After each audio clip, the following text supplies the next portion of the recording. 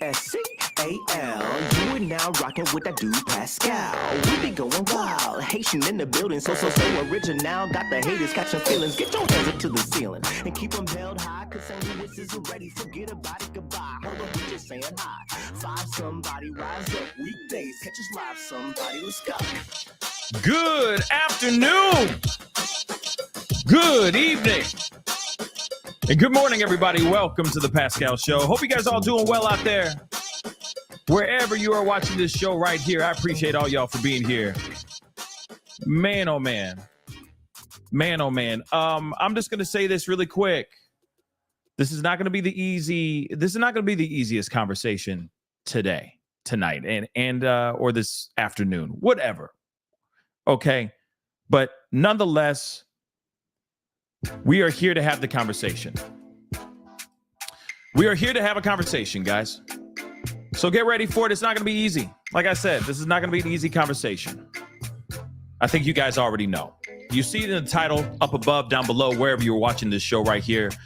We got to have some conversations about some things that have developed over the past 24, 48 hours. And let me tell you something. It is getting thicker than a snicker. Dag nabbit. Moving on. We got a lot to talk about, y'all. And I'm upset. I think we all are upset. I think we all can agree with that. We're all a little perturbed if you guys don't know about all the information. Some things have dropped. And it's been, as I like to say, knuck and futz. And very concerning. I will say that too. We're here to talk about it. Like I said, we're here to have a conversation. So we are going to talk about this, whether we like it or not. So do me a favor before we get into this. Please do me a favor. Hit that like button down below. Okay. Hit that reaction button. If you're watching on Facebook, please be sure to hit that reaction button. If you're watching on X, if you're watching on YouTube, hit that like button down below. If you're watching on YouTube, send it past 300 likes really, really quick. It helps the story, helps the show get out there. It really does mean a lot, okay? It really, really does. Show some love, show some support. Get on in here. Get on in here. The water's just fine. We got some things we got to talk about. Real talk, okay? Don't forget to hit that follow button if you're watching on Facebook. If you're watching on X, hit that follow button. Follow me on TikTok. We've been doing a lot of late after show conversations over there. Lives, actually, on TikTok. So please go over there. Follow me on TikTok. That'll be greatly appreciated. All right. Hit that subscribe button if you haven't done that yet on this YouTube channel. That'd be greatly appreciated as well. If you want to support the channel, hit that join button down below. Become a member. Please and thank you. Don't forget, we also have Patreon, patreon.com/The Pascal Show. Go over there and check it out. Join if you want to support even more over there. And you can go and check out my merch page, pascalmerch.com. Yes, I make a whole lot of merch with these two hands. Real talk. So go check it out. Custom made hoodies, t-shirts, jogging suits, you name it, all over there. So go check it out if you can. That'd be greatly appreciated. All right. All right, guys, we got to get into this conversation, okay? I got to do all that stuff, okay? Got to do all that fluff because, these purple lights do not pay for themselves. So I do appreciate the support and the love. Shoot, I just appreciate the comments, you guys tuning in and all that, because without you guys, I'd just be talking to a wall. Let's keep it a buck, all right? But we got to get into this conversation. And like I said just a second ago, I even stopped the music, y'all, and I said, this case is getting thicker than a snicker. A lot of that. Okay. A lot of that. But I got questions about it because yes, it is very easy for us to hear in our heads when we hear all this stuff that's been dropping a lot. Okay, some of them I'm going, oh my Lord, no. Let me rephrase that. Like 99, actually 100% of it is. I'm just saying, it's a lot. Okay, some of it is T-dubs. Okay, a trigger warning. Some of it's that, and then some of it is just, I've been on that. I knew that was gonna happen. Okay, so we got some things we got to talk about. And there's a lot that has happened in the last 24 to 48 hours, as I said earlier, and we need to take a look at this. But we first have got to look at this young man. I say young man, he's 15. Okay? I'd be calling him a young man. As a father, I'd be like, young man, unless he's acting like a boy. Does that make sense? Does that make sense? Fathers out there, you get what I'm saying. All right. So this young man, Sebastian Rogers, 15 years old, has been missing for well over a month, y'all. Well over a month. It's been a minute, y'all. And we still do not know where this young man is. Yes, he's a boy. I know. He's 15.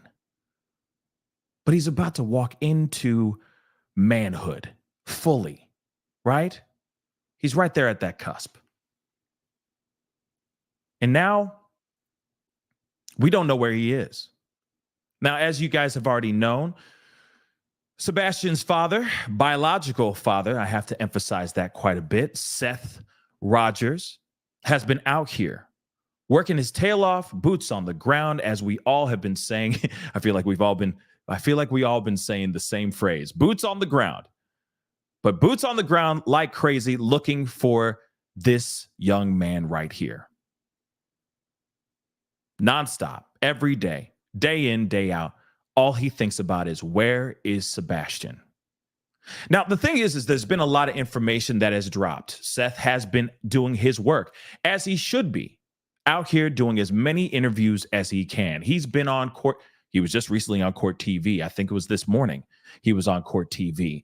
He's been on Nancy Grace twice, not just once, but 2 times a lady. Okay, he's been on there twice. All right. News Nation, he's been on there as well. He's been on a lot of podcasts, including this show over here as well. And he's been dropping bit by bit little pieces of information as he does more and more interviews. Some interviews stay pretty much, still maintain the status quo. Very much the same questions, very much the same answers. And then every once in a while, he'll throw in something that people have not heard before. He dropped some on many other platforms, including over here as well. But then last night, he dropped something that just, I think, blew everybody's wig back. In my mind, everybody's bald, because I think everybody in the world is bald like me. So y'all are wearing wigs. Okay? Y'all are wearing wigs. I cannot be the only bald man in this house. Anyway, he dropped some information that just blew my mind and it blew everybody else's mind. Obviously, this went off like a powder keg. Don't worry, we're going to be looking at that in just a little bit. And of course, shout out to our friend, shout out to our brother, Justin on TikTok, okay? He's got a huge following on his TikTok page. He is growing his YouTube channel. He had this interview on his YouTube channel. And I'm telling you right now, in just that little moment, that moment was massive. It speaks volumes. But because I'm an inquisitive, nosy, and thinking mother lover like myself, I got questiones. I got questions. I just have questions. So I want to ask those in a little bit, because we got to talk about that. We're going to be taking a little bit of a trip down memory lane, because there's been a lot of information. I'm going to try to be as chronological with the information leading up to the interview with Justin on TikTok. So don't worry, we are going to get to that piece. Don't worry. We are most definitely going to be looking at that as a family. Okay? But there are a few things that we got to take a look at before we jump into all of that stuff. Now, Nancy Grace had an interview with Seth Rogers, Sebastian's biological father. There was a lot of information being said in there, and I want to talk about it. I want to share those pieces with you because, again, like I said, this case is getting thicker than a snicker, baby, and we got to talk about this because there's a lot. And what's really frustrating about this, what's really, really frustrating about this,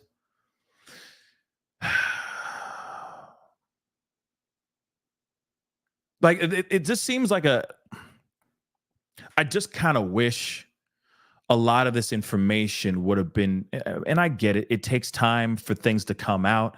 Not everybody's ready to just drop bombshells right off the bat. Sometimes you got to play it like, I can only imagine the inner struggle that's going on in certain individuals that are involved in this particular case. And they're trying to be respectful. They're trying not to ruffle any feathers. They're not trying to stir the drama pot or anything of that sort. And I get that 100%. I do.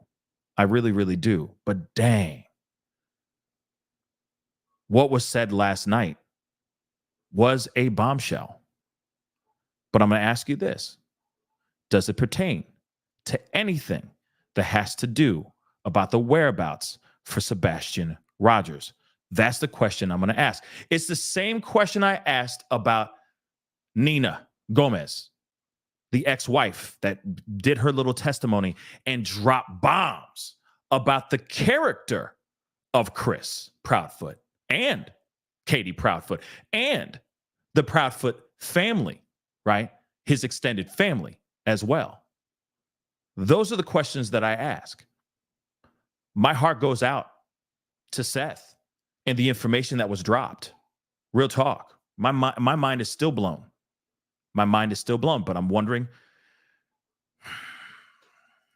I'm trying to connect the dots, okay, back towards finding Sebastian, okay? So I'm going to ask those questions. I'm going to continue asking those questions as we continue with this show. But first, we have got to look at some things. A couple of things from Nancy Grace. So I wanted to share a few of those things before we go into that interview and all that. Or, that clip of the interview. And then, of course, Justin on TikTok will be joining me for a little bit in a little while after we look at everything. Okay? So I'm going to try to go through these things pretty quickly so we can get him on and hear his thoughts about everything as well. Okay? So real quick, let us get into this thing. All right?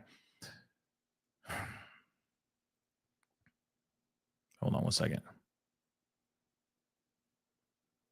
Now, first and foremost, I do want to talk to you guys about this thing. So the Proud Feets were on Nancy Grace. They had an exclusive interview. And even myself, I'm sure a lot of other people did as well, unearthed lies that were being told on Nancy Grace's show. Chris Proudfoot talked about CPS, said, CPS wasn't called at all. Not because of the belt thing. Nah, it didn't happen. But then he went on another podcast. I think it was the Smiley something. I'm trying to give credit where credit is due because that's just how we roll here on this show. All right. But it was the Smiley something. No disrespect. I just forget what it's called. Okay. What the platform is called. But he dropped some serious bombshells on that saying, oh, yeah, CPS has been called on me and it's been called on me before. Remember that? But then he went on Nancy Grace and said, nope, none of that happened. None of that happened. What's up with that? But one other thing that he did say that I thought was kind of important, it's kind of a big thing, because now it's coming back to bite him in the ass, is that he said, which is interesting, Nancy asked him, both of them, if they'd taken polygraphs, okay? They'd taken a polygraph. He said, no, ma'am. Katie said, yes, I have. And apparently, allegedly, she passed that polygraph with flying colors. He says, oh, no. If I asked him if I should do a polygraph, if I could do it, I volunteered. Okay, I sacrificed my life. I put my life on the line. Martyrdom, right? But of course, TBI and the sort said, no, we don't need you to do a polygraph test, right? This is what he said on Nancy Grace's show. But then he said, hey, you name the time and the place. Do you realize never do you do that to Nancy Grace? Because for a fact, Nancy Grace is going to be like, bingo, I got you, though. You said it live on my show. You said name the time and the place. Guess what? Oh, Nancy Grace did get a polygraph test set up in his area to make it very convenient for that age. And he said he can't do it. He declined the polygraph test. I mean,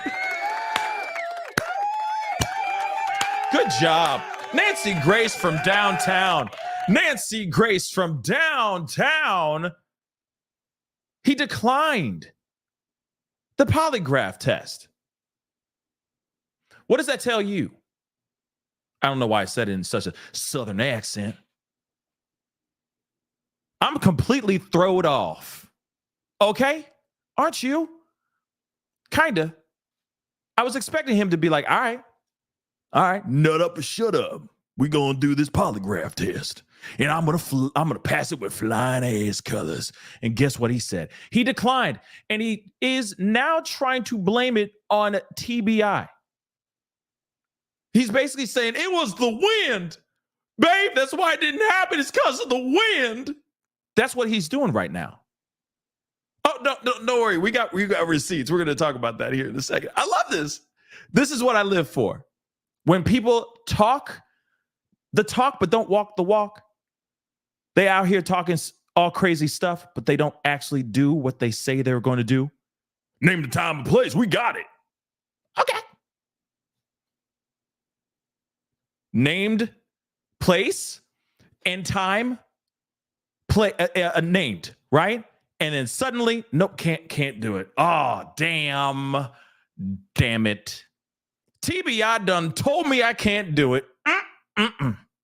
Dagnabbit, I can't do it. I'm sorry, guys. I can't be there. Now, doesn't that give you a little bit of doesn't it? Don't worry, we got receipts. We're going to take a look at this because I want y'all to feel all the way down to your plums. Let's roll the footage, shall we? Sebastian's dad, his bio dad, Sebastian, Seth, I don't understand that because he told me he would take a polygraph if I set it up. I set it up. I went through a lot of hoops to get it set up. One convenient to him in the area where he says he's working. Then he wouldn't take it and blames the TBI. So now I find out he's told other outlets he's taken one and passed. Do you know the truth? I don't. I really don't know, but I'll tell you what. I volunteered to take polygraph. I was told that I wasn't. I didn't need to because they have my location and whereabouts, but I still volunteered. And if somebody wants me to take one, that's something of my own free will. I haven't been told by TBI that I can't take one. Oh, interesting. Now, isn't that interesting? Now, first off, obviously, if you guys don't know and you're late to the party, this is Seth Rogers. This is the biological father of Sebastian Rogers, just so you guys know. I mean, I don't know. You might be super late to the party and just trying to do some catch up, okay? So now you're caught up. Biological father. So he's reacting to the fact that Nancy Grace said, hey, he said, name a time and place. I got it. Just name a time and place. And I will gladly do a polygraph test. So suddenly they pull up. She goes, bet. I got you, bro. You want to do the polygraph test? Because the court of public opinion out here is sitting here saying, no, something ain't right with you, bro. Also, on top of that, let's not forget this. Even Nancy Grace said this in her interview or in this episode as well. I haven't seen the video version of it. It's on her audio version of it. But she even says in this audio version that shoot, now I'm forgetting. Brain fart. But what I find very interesting is that she turned up, showed him, hey, we got the polygraph test ready for you, and you do nothing about it. You've tried to move the goalpost. This is the other thing I thought of, and it totally left my brain. They also said on social media and other platforms that they both did polygraph tests as well. But those are a lie as well. You know, there's going to be a lot of that sound coming, okay? Just forewarning. But still, he went on and said, hey, yeah, we've done the polygraph tests. We got it. We both did it and we passed. We've seen people have done screenshots showing him saying that on Facebook because he's been in these group chats, sliding in the conversation, trying to be a part of the thing, trying to deny or push back the people that are looking at them with a side eye. So what is the truth then, man? What is the truth? Did you do the polygraph test or no? Is there proof of polygraph test that you allegedly did take? Because I'd like to see that with my own two eyes as well. To me, liar, liar, pants on fire, nanny, nanny, boo, boo. But still, you lie so many different occasions. You don't think that people out here are going to look at you with a hard, not soft, but hard side eye? Think about that for a second, guys. Think about it. Let it ruminate. Marinate on that for a second. Stuff it in your pipe and smoke on that for just a second. So in other words, they've been lying. Or at least Chris has been lying. Or actually, let me say that again. Let me rephrase that. Chris has been caught in lies countless times because he's the most vocal one out of the two. Katie's just been, I just need to get my son home. I just need Sebastian home. But he's out here going, yeah, I've been doing this and that and the third. And no, not the CPS. And no, it was just the belt and blah, blah, blah. He's 15. He just needs an understanding. He got punished. And when we all of us have been listening, all of us have been watching, you don't think we're going to catch the lies when you are literally serving them on a silver platter? Something to think about. Definitely something to think about. We got more, though. We got a lot. There's a lot to digest. And don't worry, I mean, you know, we're gonna be talking about some stuff that's not gonna be easy to talk about here. We're venturing to it, okay? I promise you guys, we're gonna get to that conversation. But I'm telling you right now, this really aggravates me. This really burns my cookies. A phrase I like to say a lot lately, especially with this case. But they were caught in lies. At least Chris has been caught in lies countless times. And they still have yet to be out here helping with the search. I want you guys to remember that. They have done nothing in regards to the search, the actual search for the son, for Sebastian. Sure, they're quote unquote cooperating with local PD, with law enforcement and the forces that be. Fabulous. But at the same time, they're not out here doing everything they can to find Sebastian. And to me, that says something. To me, it seems like they're more concerned about 5-0, not getting caught by 5-0. I mean, allegedly. They're more concerned about the law than they are concerned about the livelihood of that young man. Like I said, these are things that we all need to think about for a second, because there's a lot of people, and I understand there's going to be two sides, just like the Idaho 4 situation. You know what I mean? There are people out here that think BK didn't do it. He didn't do it. He's innocent. I get it. There are always going to be a corner of the world that thinks that the court of public opinion's guilty verdict is unjust. I get that. Shoot, even people with Diddy, they're like, leave Diddy alone. Like that Britney Spears viral video. You know what I'm saying? Plenty of people out here doing that about Diddy. But Diddy most definitely did that. So I get it that there's going to be corners of the world that people are going to sit there. There's going to be pushback from certain corners of the world that may have been swindled, fooled, finessed by the information that they've received by the Proudfoots. But a lot of that information that we received from the Proudfoots hasn't been adding up. It hasn't at all, y'all. And this is the part when I believe in my heart of hearts that there really is such thing as selective hearing. Shout out to Chris Rock's selective outrage as well.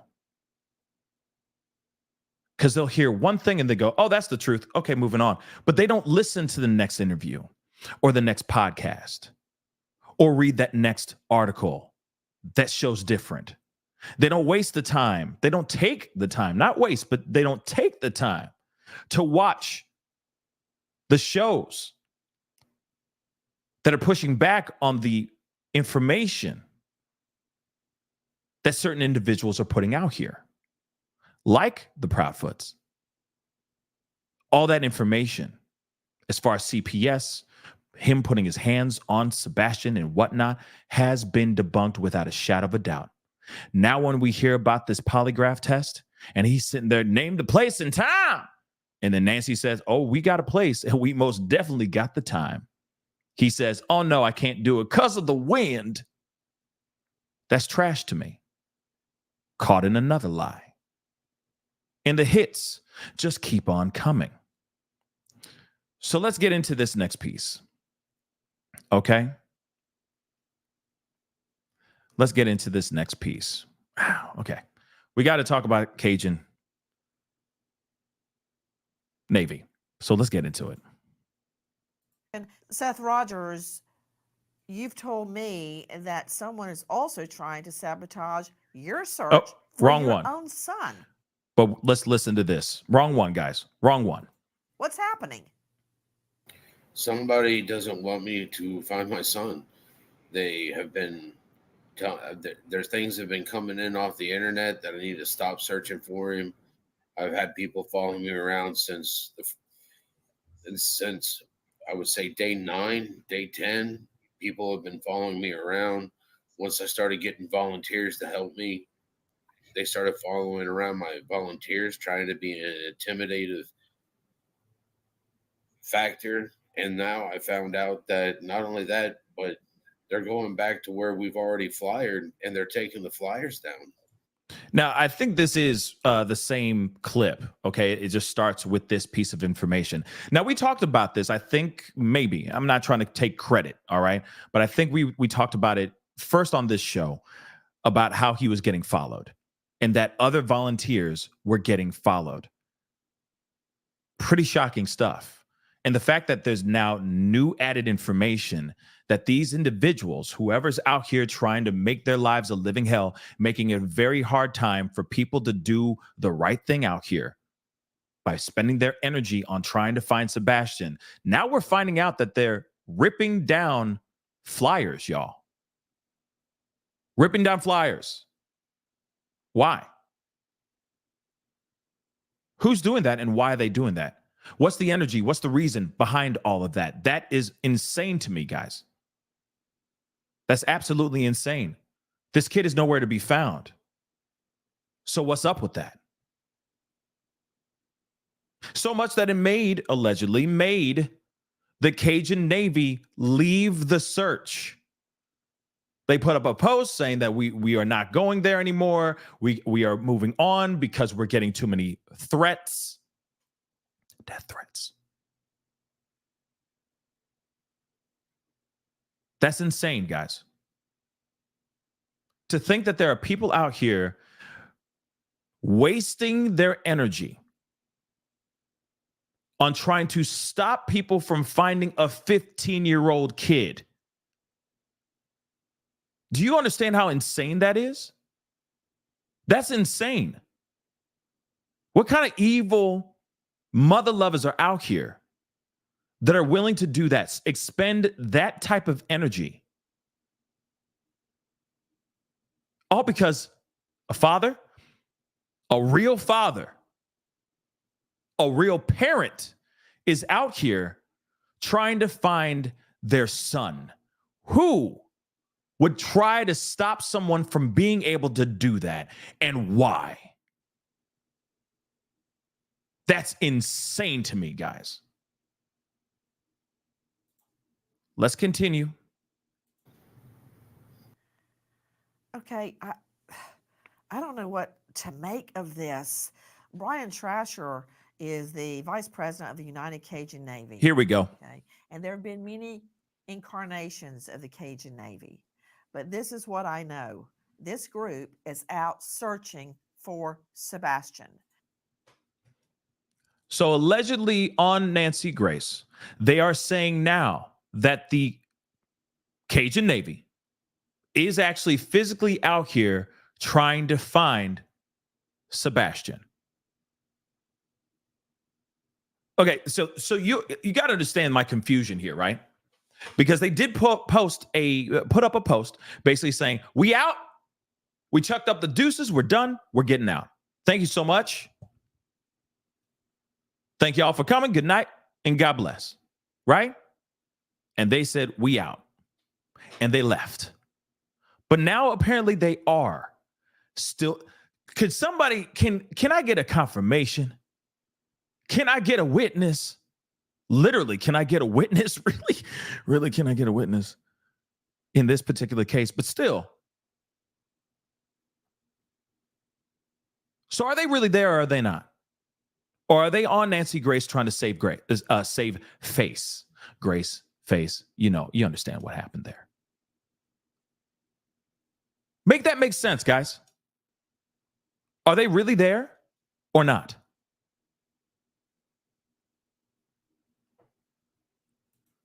Something to ask. Hopefully we get an answer very soon. Have mercy. They called off part of the search because they perceived threats. Now the bio dad, Seth, is telling me that flyers have been torn down for Sebastian. I don't understand that. What's happening, Brian?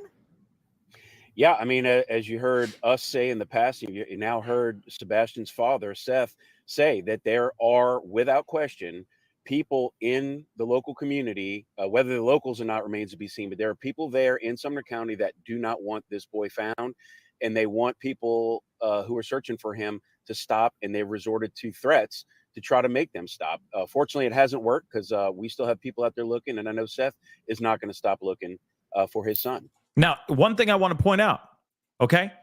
Maybe they do. Okay, let me just say this. Maybe they do have some people from representing the Cajun Navy, but they're flying under the radar.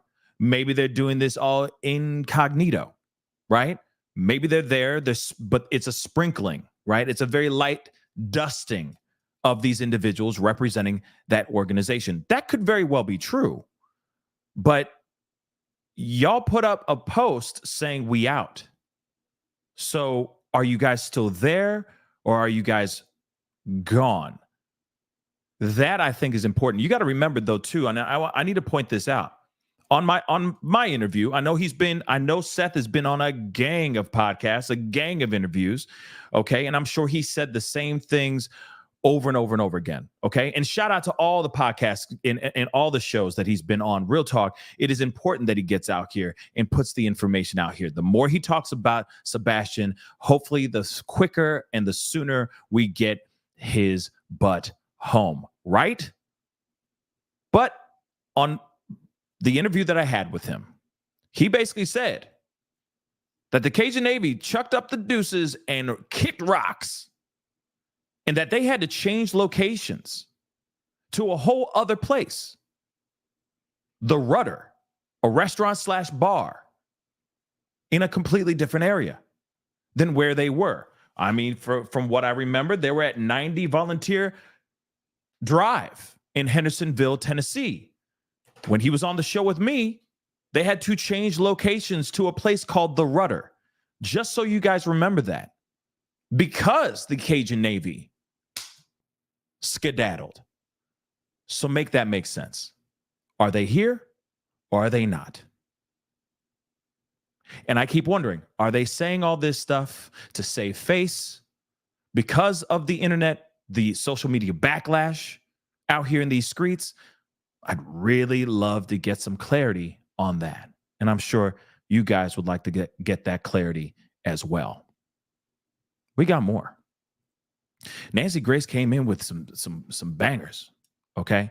She came in with some information. All right. So I want to share this one as well before we get into the heavier stuff. Okay. Take a look at this.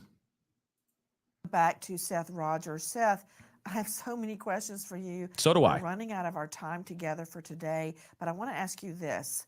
I was listening to a statement of one of Mr. Proudfoot's wives. I believe there have been 5. I'm not judging. I don't care who marries who or doesn't marry who.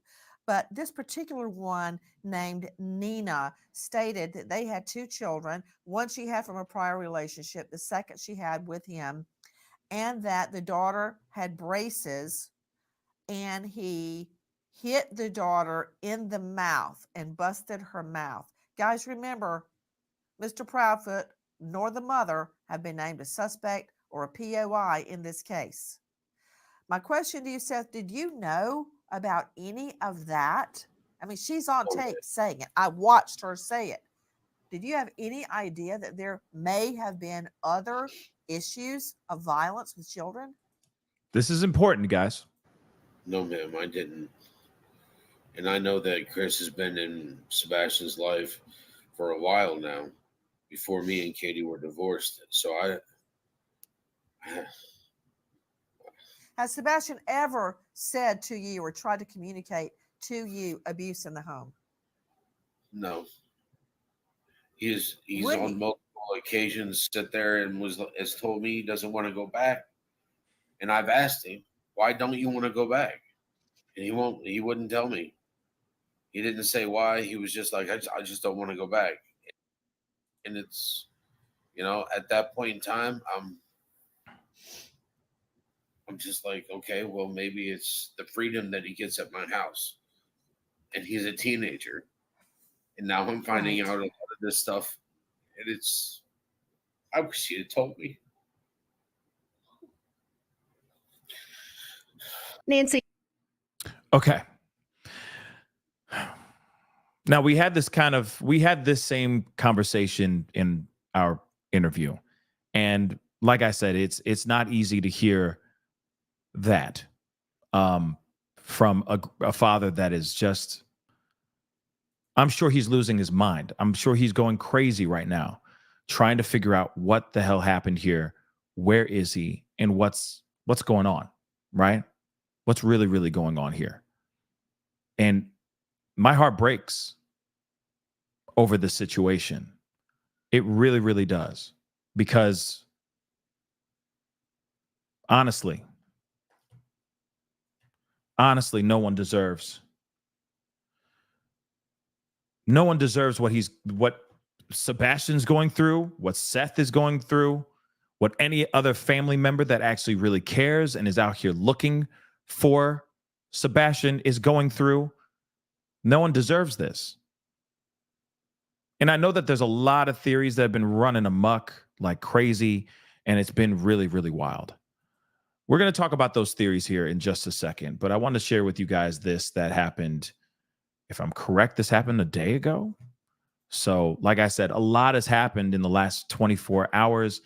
We go off and we talk about Caleb Harris, and then suddenly gears shift very, very quickly in this search for Sebastian. So I wanted to share this with you guys. And it says from the Sumner County Sheriff's Office, it says, attention residents and community members.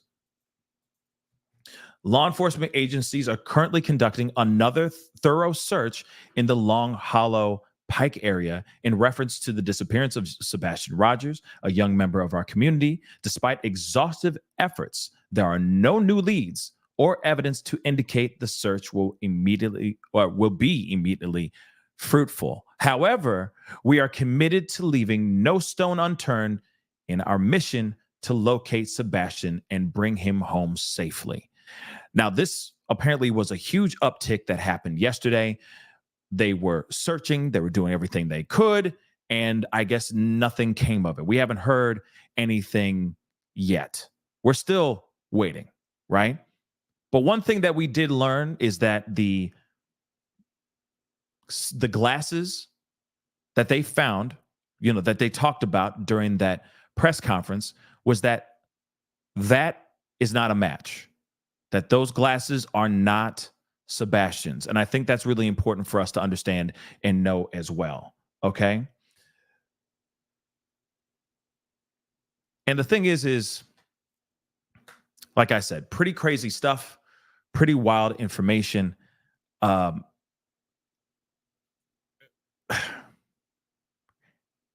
It seems like they were looking in the same areas that they were looking at before. And then all this, like now we still have nothing. There's still nothing going on. Now, I know that there's been other rumors, other things that have been going on, other things that have been popping off, revolving around Sebastian. I know that a lot of people are talking about the fact that the grandparents on the Proudfoot side, Chris Proudfoot's grandparents went on this trip to Alaska, which is very, very weird. They apparently did a road trip and then maybe flew. I don't know. There's rumor about a cruise ship taking a cruise.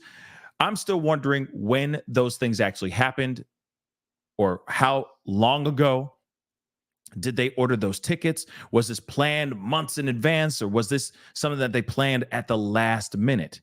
I'm wondering, right? I still am very, very curious about the information that we have received so far about that. I don't know what's true. I don't know what's fake news or anything of that sort. It's very annoying. Trust and believe. This is very, very annoying. And I'm hoping that we get some more information here very soon. But of course, I wanted to share with you guys this piece because there's some stuff that's been going on. There was this interview on Justin on TikTok that I wanted to wrap with you guys about because, like I said, I am still very surprised and shocked, for lack of a better term. So I wanted to pull this up real quick. Now that's the thing. My thing is I got to find that spot. Give me a second, guys. I think I have it right here. Whoops. Hold on. I think it's right here. Now, Justin on TikTok, which obviously is a good friend of the show, had another interview with Seth Rogers. And there's information that dropped in this interview that shocked me to the core. And I think a lot of us got shocked about this. So I wanted to share this with you guys. T-dubs, of course. All right. For anyone who has ever gone through this or has a loved one that's gone through this, my heart goes out to you guys. This is not the easiest stuff to listen to at all. But I think this was some crucial information about the psyche of Sebastian Rogers. That's what I think. We're going to talk about it. Let's take a look.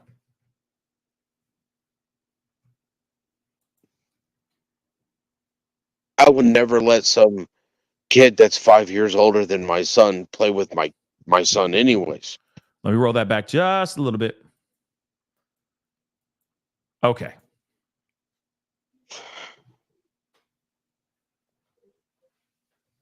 Katie and Chris let a child into their house that was 5 years older than my son. My son was 7 or 8 at the time, and this kid was 13. And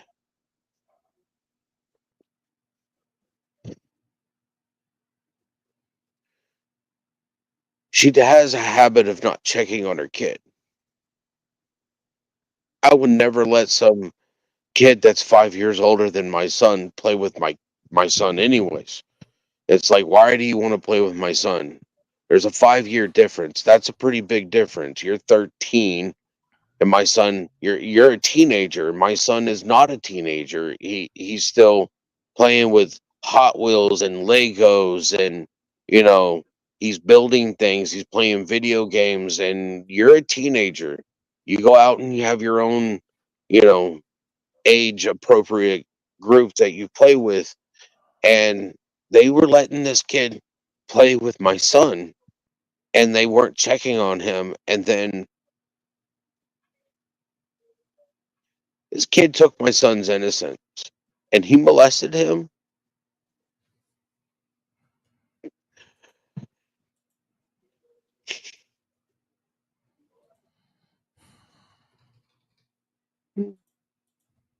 So you take your time.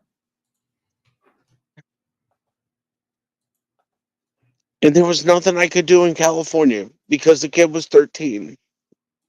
Okay. This is a lot to dissect, y'all. I'm gonna keep this a complete buck. It's a lot to dissect. I have a lot of questions, though. Now, I understand that sometimes it takes some time to come out with certain information for someone to fully open up and say things. He has been on a slew of interviews as of late. Okay.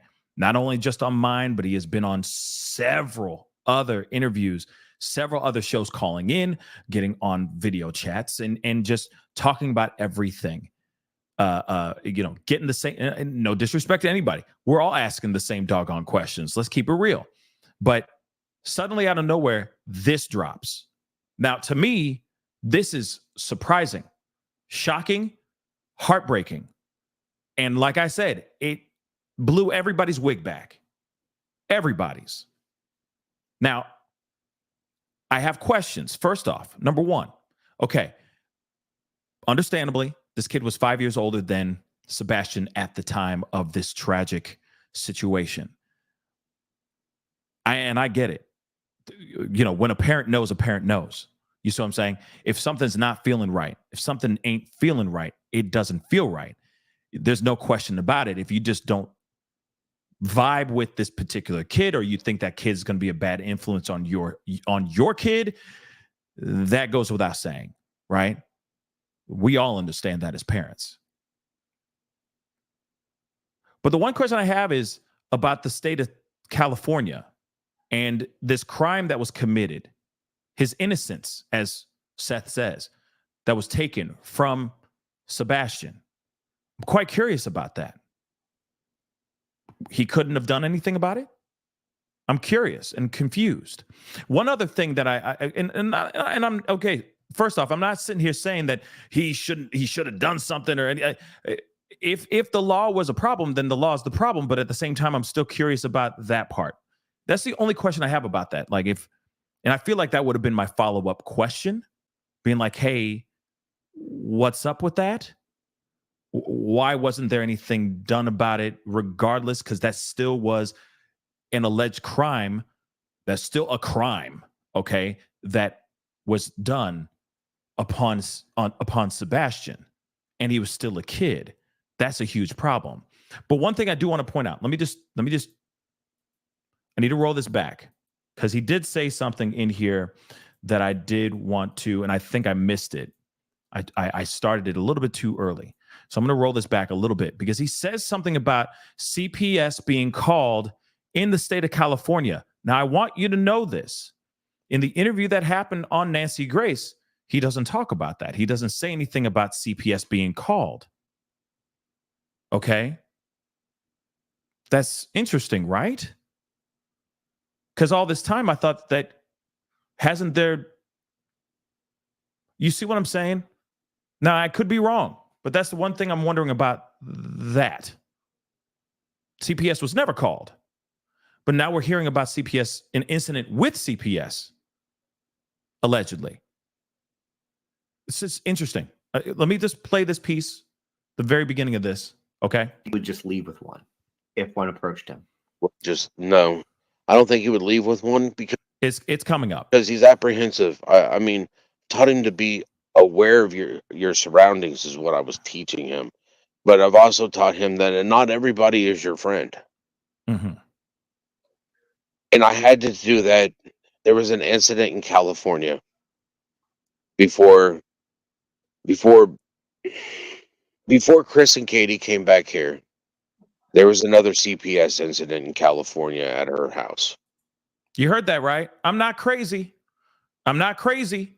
So there was another incident that happened inside the house where CPS was called, and it has to do with this crime being committed where Sebastian's innocence was taken. My mind is blown. And I get it. Let me just say this too. I commend Seth because I know for a fact he has so many opinions and so many stories, and he's got so much that he wants to say, but he can't say it all outright because he's trying to be respectful of the two, of the Proudfoots. I'm sure he's got some venom to spit, and it's starting to show right now. He's starting to show some fangs, understandably. I'd be angry. I'd be pissed off. I'd be talking crazy right now. Oh, way beyond now. I'd be talking crazy. And I'd be pulling up every incident. Okay? Every single one. Oh, the divorce was like this, and then I'd be just naming everything off. But that's going after their character. That does not prove them doing something bad. Does not prove crimes being committed by the Proudfoots. You see what I'm saying? So I understand him not saying anything until about now, which I still believe that it should have happened. I mean, I'm surprised that still, no matter this is a surprise, my mind is still blown. But I am still surprised that it took this long for him to start talking, for him to start really talking. And God knows what he's saying on the phone to his friends, family, etc. I'm sure he's saying a lot of things. He's really putting his opinion. But of course, when he goes on to these interviews, he is trying to do everything he can to be as diplomatic as possible. But now that diplomatic mask is starting to slip. And now we're actually starting to hear some real stuff. Now, let's talk about this 13-year-old boy. That still does not mean the Proudfoots did crimes. They just brought someone who apparently was a bad seed. I just have to say that. Now, if they knew that this stuff was going on and they still did nothing about it, then that is very, very bad. And that's a very bad thing, right? But at the same time, we still don't have any proof of that information about this as well. I'm not sitting here saying that Seth is lying. All I'm saying is I'm interested to hear more about this story, about this piece. Did the Proudfoots know about the wrongdoings that were going on with this 13-year-old and 8-year-old Sebastian at that time? I think that's incredibly crucial to know about as well. Because again, you never know what they knew and what they didn't know.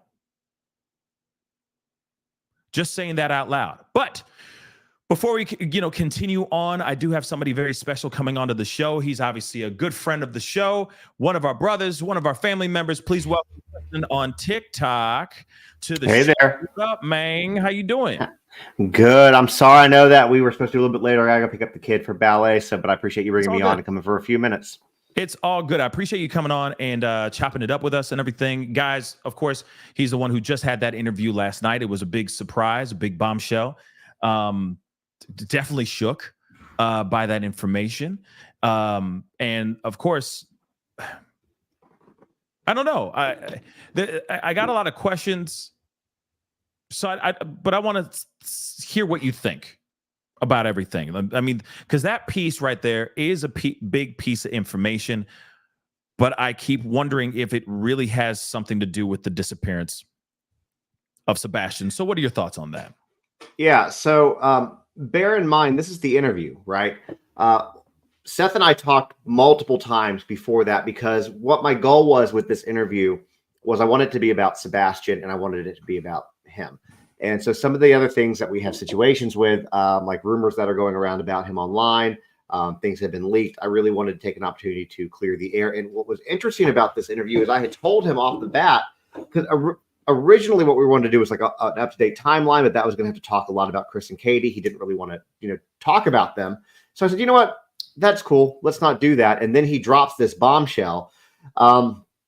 But I do think that it's relevant for a lot of reasons. And I've seen some chatter online where people are like, well, this was Sebastian's story to tell, not Seth's. And while I agree with that to a point, all of that goes out the window when the kid's missing. and he's been missing for a month. And then at that point, it becomes where everything is fair game because it could be relevant, because it could go towards motives. It could go towards things that go on. And then you couple what he said with me, which, again, not expecting any of that. Like, I had no indication that was going to happen at all. Okay. We had talked about a lot of things. So there's a lot more that I know that I can't share, as you know how this goes. But Right. I did not expect that at all. But I think that when you couple what he said in last night's interview with me versus what he said, or versus what Nina Gomez said, and you put those, you've seen both of those, and you put them together, you see a lot of things that are very interesting. Not necessarily about the 13-year-old, but just the way that they parent, the fact that they're not really there, they're not really around, that they don't really, I'm just going to say it, from my perceived view here, they don't care about these kids. Okay. They care about them as far as tools, as a way to get back at the other parent. That is how I view it. Interesting, because one thing I will say, yes, I see that as far as and I said this earlier in the show, I see that the interview with Nina, this information that Seth dropped on your show last night, yes, shows us character, shows us what kind of people that the Proudfoots could be, for sure, right? Because again, we're only hearing one side of the story as far as Nina and as far as Seth. And I'm not sitting here saying, like, I'm not trying to, like, I know I'm trying to sit on the fence and try to be as neutral and as diplomatic as I possibly can be with the information, because it is very sensitive information. Just like Nina's testimony, it's very sensitive information. But no matter what, it definitely gives us a glimpse into the character of the Proudfoots, for sure. Now, outside of that, yes, sitting off the fence, hopping off the fence. Oh my Lord, this is terrible. But then I keep wondering, okay, if they don't really care about us, type situation, shout out to Michael Jackson. If it's really like that, then how can we find out about this 13-year-old boy and them knowing about how bad this 13-year-old boy really is? You got to remember, a lot of times, some of these things are happening in plain sight, but sometimes parents don't see it. You see what I'm saying? Like, there are kids that are victims of SA that it's happening right under their roof. And sometimes the parents don't really know that kind of stuff. It's devastating, but that is the truth, or that is a possible angle. So when I hear this, yes, I'm shook. I'm absolutely shook. But then I go, okay, this shows character, but does this get us to Sebastian? Then the other question I have is, all right, does this show his psyche? Is this showing Sebastian's psyche, his mental state? Is there something else going on here? When we ask the million times that we've asked every single parent that we've seen on podcast interviews over and over and over again, we've asked this one main question: does he have erratic behavior? Does he give off any vibes of him going, running off, or what's the word? Lashing out, okay, of any sort, because of any reason? And every single time, every single one of them, all three of them had said no.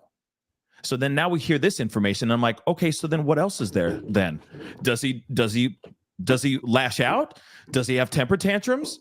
Does he have anything that's going on? Because this information is big, in my personal opinion, and I feel would have been helpful if it was out earlier. And I get it. Let me just say this real quick before I throw it back over to you.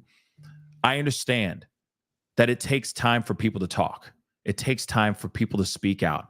I 110% that. 110% understand that. I do. But this information could be very big. But then again, it could be nothing for the connection, or in connection to the disappearance of Sebastian. What are your thoughts, Justin? So let's for a moment pretend he didn't drop that bomb last night, okay? Yeah. And at the end of the day, by Chris's own admission, Sebastian's abused. Okay, so he's going through abuse no matter what. Right. Because when you have somebody come on and they act like it's a flex that CPS has been called on them, I think that gives you, I mean, there's been enough out there in regard to the Proudfoots as far as the character goes and public judgment of their character. You know, actions speak louder than words. I've said it 1,000 times. You don't search when something's not lost. Okay. So Seth is out there literally killing himself. Okay. He's not sleeping. He's not eating. He's not taking care of himself. All he wants to do is find his son. And he's spiraling and he doesn't know where to look, where to do. He's not getting enough help. And I mean, when I say spiraling, I'm not out of control. He's desperately searching for his kid. And he's really not getting help from the authorities, you know, at least in his mind, and what I've seen, you know, being local to this area, getting that much help from the authorities to help him find his kid or getting answers. He's getting nothing, and he's frustrated. He's angry, and I think that's why the gloves are starting to come off. I think that's part of it. But absolutely, but going to the part about the SA, I think that you could. And this becomes speculation, so I'm not going to go deep down into this rabbit hole, but I think that you could, you know, in a roundabout way, you could tie it back to why he could be disappearing. You know, if you know, that's the reason why Chris doesn't want him around Faith, for example, and he's trying to go after Faith, or you know, reasons why, you know, he could be at a point where he's done with it, and he's, you know, people will tolerate abuse to a certain point. And then once it gets to that point and you're over the edge, and he might be there. And so what lashing out could be, even if he did, could be him just trying to survive with the, you know, limited amount of emotional intelligence that he would have, A, as a 15-year-old boy, 15-year-old, B, as an a child with autism, and C, with having very clearly emotionally immature parents. So he might be reacting in the best way that he possibly could be reacting, you know, in that situation. On top of that, and can I throw something out at you that's going to be completely out of left field here? Hey, this whole case has been out of left field. Let's keep it real. So go ahead. It's all right. I only got like 5 more minutes, but somebody asked me last night, could there be a disability check? Okay. Hold on. My aunt works for Social Security, so I talked to her this morning. I said, "Hey, let me ask you this question," because she's heard all this, right? And she goes, "I mean, I don't know his situation, obviously, but with the chromosome deletion and autism, then yeah, there's a very likely chance that they could get a check. And if so, the check's going to go with whoever they're living with. And again, I'm not saying that this is happening, y'all. This is just another possible piece to the puzzle." Right. Because the person that asked this question to me was not a commenter. It was somebody that's close to the case. Okay. And it was just kind of curiosity and talking about it. And the answer is yes. On top of that, if someone is missing, you can still collect that check, because it takes years for them to be presumed dead. He has 3 years before he ages out. You know, at least for them to get the money. So I'm not saying that that's the case. I'm just saying that that's another interesting thought of what could be going on. Interesting thought. Interesting theory. I mean, I feel like there's been a lot of theories, you know what I mean? Quote unquote. A lot of theories that have been popping off. And I don't know, you know what I mean? Like I said, everything is still on the table. Like what we were, like I was talking to Caleb Harris's father and family friend last night, you know, and they said like, hey, yeah, there are a lot of things that are left on the table, but a lot of them are starting to get chiseled away or starting to get thrown off the table because those things are getting debunked. So that theory is a strong theory. Until we get that debunked, I feel like it's just going to sit lingering on the table until we find out what the heck is going on here with Sebastian. But speaking of something really quick of what the hell is going on here, there obviously is a conversation about the grandparents, the Bauer socks. It's weird that the Proudfoots and Bauer socks put the foot in the sock. Anyway, I think it's interesting to hear that people have been talking about like crazy about how the Bauer socks kick rocks like a day or two after he was reported missing. And I heard things that like they flew out or they flew out to Alaska to take a cruise. I've heard so many different rumors, and I'm wondering what your thoughts on that are as well. So I heard something very interesting today. In fact, there's a TikTok video up I did right before we got on, that the information And the way I worded it was that this information came from somebody very close to the case, somebody Right. that has been part of other cases here in Nashville recently Mhm. and has never given me incorrect information.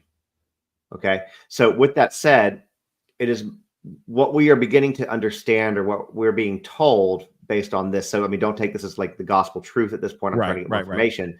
But that they took a motor coach, motorhome, whatever, out to Washington somewhere, we're presuming, and then caught a plane to Alaska. And that was not and what we're being told is that it was not a commercial aircraft. So it was a private plane. Now, a private plane. Okay, so real quick, because I know you got to get going here soon. My question is, how long ago was this trip planned? Was this something that was months in advance? Or did it happen 2 days before Sebastian went missing? That's one thing that I'm kind of curious about, because flying is, because if he was to be, let's just say, if he was to be in that plane, Sebastian would have to be alive. If they were to like hop in a car, drive, transport him alive, assuming alive, if we were going to look at this theory, drive him to Seattle, get into this private jet, and then fly. Ain't no way a private pilot, okay, is going to transfer an unalive body across state lines in a plane. Correct. Let's be completely funky on that. So, okay, that's fine. That's a theory. He could be alive and well, possibly, if he was transported from Nashville or from Tennessee all the way up to Alaska. There is a good possibility of that. But that would mean he would have to be alive, unless they moved his, unless he was, not alive. I hate to even think that, and they put his remains in this camper and transferred his body up into Seattle or up into the Washington state area, discarded his remains somewhere, and then hopped on a plane and flew out to do their vacay. That's a possibility as well, right? Right. I would say so. But Seth is very confident that he's alive, and I don't know where he gets that from, and I hope that he's right. But yeah, I mean, I'm looking to get more information on that. I'm sharing it because, again, I believe the source is a good source. Yeah. And so once I have more information, that I'll let you know, and I'll let people know. Please let us know. Okay. And I hate to be quick, but I got to go pick up the kid for ballet. Well, thank you, brother. Yeah. I appreciate you hopping on. Thank you so much. And I'll let you go really quick. So I'll talk to you here soon. All right. Talk to you. I appreciate you, man. Appreciate you. Peace. Please, guys, go over to Justin on TikTok, on YouTube. He's got his YouTube channel. Of course, this is where this interview was on. Okay, Justin on TikTok. Please go check it out, because there's a lot more in that interview, which I think is really important that we all go and check out. Because let's be real, it's information. It may not be exactly what we need as far as the whereabouts of Sebastian. But still, no matter what, it is still interesting, and it's still information to understand what the dynamics are.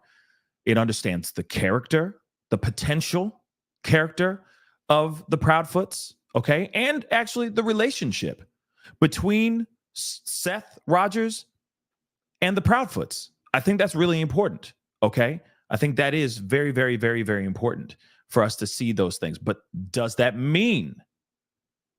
is that smoking gun evidence? Is that smoking gun information that's getting us to the location of where Sebastian is right now? No, I will say that. No, it does not.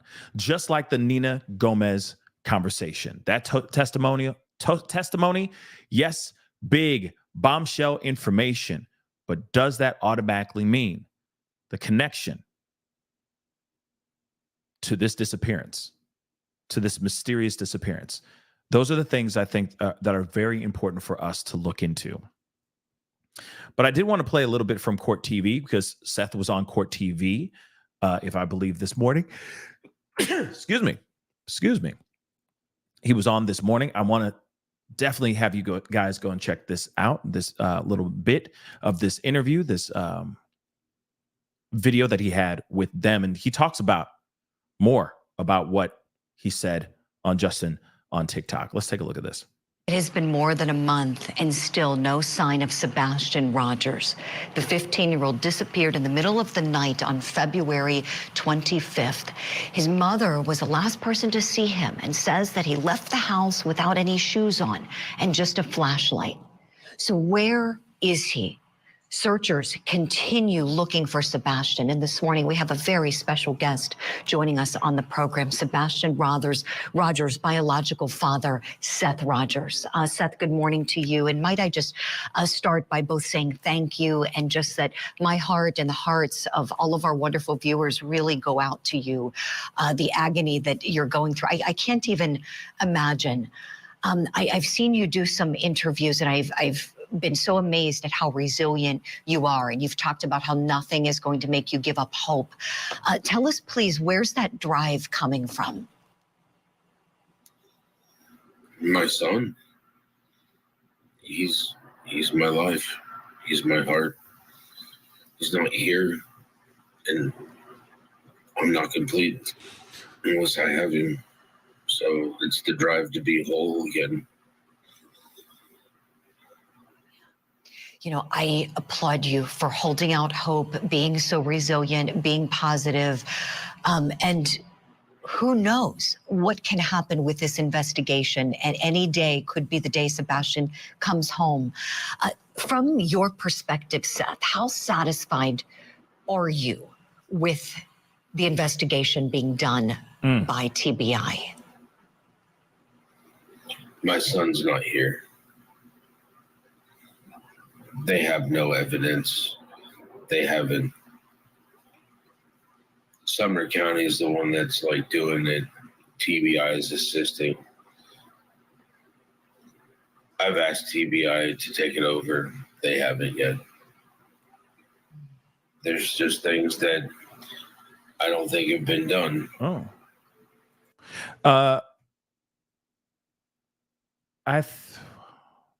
Sorry, what is SS? Just so I know, what is SSDI? Just Us. Can you break down that acronym for me, please? Thank you. I think that's important information. Thank you. Sorry, I'm going to continue on though. What would you like to be done, Seth, that hasn't been? Interesting, Liza. I have a list of stuff, but I don't know if they've done it or not. I mean, there's been questions that have been asked and things that have been answered. Thank you. I figured it was that. It's really hard to have evidence if certain protocols aren't being followed. Now, I want to make sure that this is just interesting information in my personal opinion. What's up, Tish in Tennessee? What's up? But Trish said, and all y'all are saying it right now, which I do appreciate it. Social Security, disability, income. You don't age out of that, apparently, from Just Us. That's what Just Us just said in the. Is that true? That's interesting. That's very, very interesting, to be completely honest. So, wow. And if there's no remains, if there's no semblance of this young man, of Sebastian, could they receive a check forever on his behalf? That's interesting. If that's true, that would be very, very interesting. Let's continue on, though. This is a tough one, guys. I have to start back over from day one.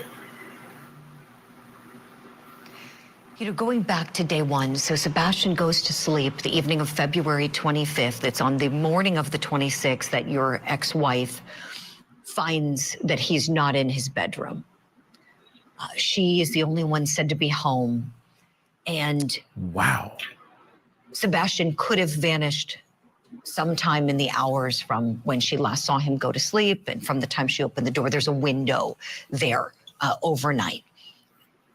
Your best guess, Seth, based on how well you know your son, what do you think happened to Sebastian? He's not the type to put on, he's not the type to leave the house without putting on socks and shoes. As for running away or leaving, he didn't take his backpack. He didn't take his switch. He didn't take his phone. I mean, He didn't take anything that he loves and embraces as a kid. Okay. He didn't take anything. He didn't take anything, guys, except for a flashlight. He left barefoot, y'all. Barefoot. He left his games. He left his cell phone. He left all the things that he loves, that he enjoys doing.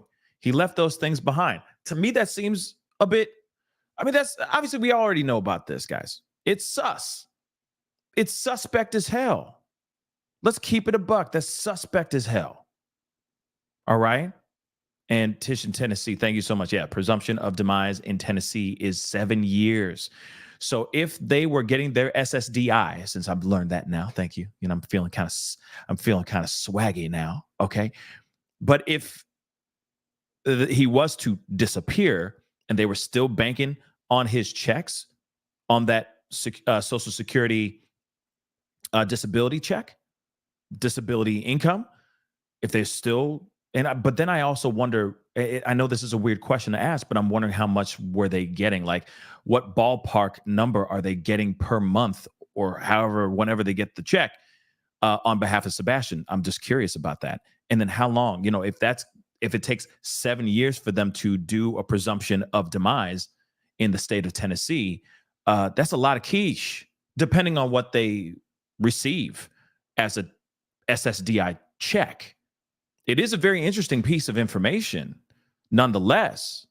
I mean, you got to remember, as soon as the summer was to begin, as soon as school was over, he was supposed to move in with his papa. He was supposed to move in with Seth. So is it a financial thing? I'm curious. Kathy Parker just said $1,000 to $2,000. Yeah, Emily just said over $1,000. That's a lot of quiche. Let's keep it real. I mean, and think about that over 7 years. That's a lot of quiche. That's a lot of money. You know what I mean? That pays off a lot of stuff. That's a nice chunk of change to put into your mortgage or your car payments or any of those other things that you got going on too, right? Interesting, right? I got questiones, guys. Interesting information, though. Interesting information.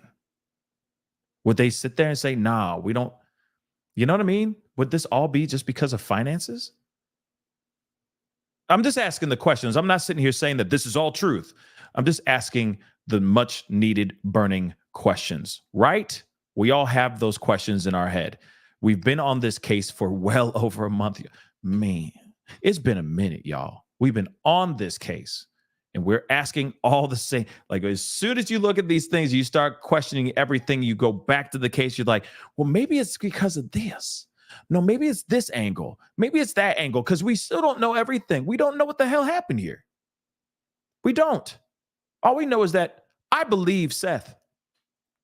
I don't think Seth has anything to do with this at all. I really do. And I think a lot of y'all believe or are on the same page as me. Something ain't right with the Proudfoots. I'm still, I'm more hard side-eyeing than I am soft side-eyeing them, okay? But I am side-eyeing them nonetheless because of all the information. Polygraph tests denied when he said, name a place and time, I'm with it. That's bad. And the fact that he's saying because of TBI, the fact that he's saying because of TBI is absolute madness to me. You want to know why? Because I would have turned to TBI and said, I don't give a damn what you think, bro. Sorry, TBI, I got to go and do this. I said, name a time and place, dag nabbit. Name a time and place, and I'm with it. And now you're going to sit there and tell me not to do it? That's terrible. Excuse me. Let's continue on. Just doesn't make sense. And he's not one to wander. He's never eloped before. Are you leaning towards a potential kidnapping? Anything is speculation at this point in time, because there is no, as they have said, evidence that leads towards foul play. But there's things that just don't add up. His mother was the last one to see him. She's responsible for this. I'm just going to say this. I mean, real talk.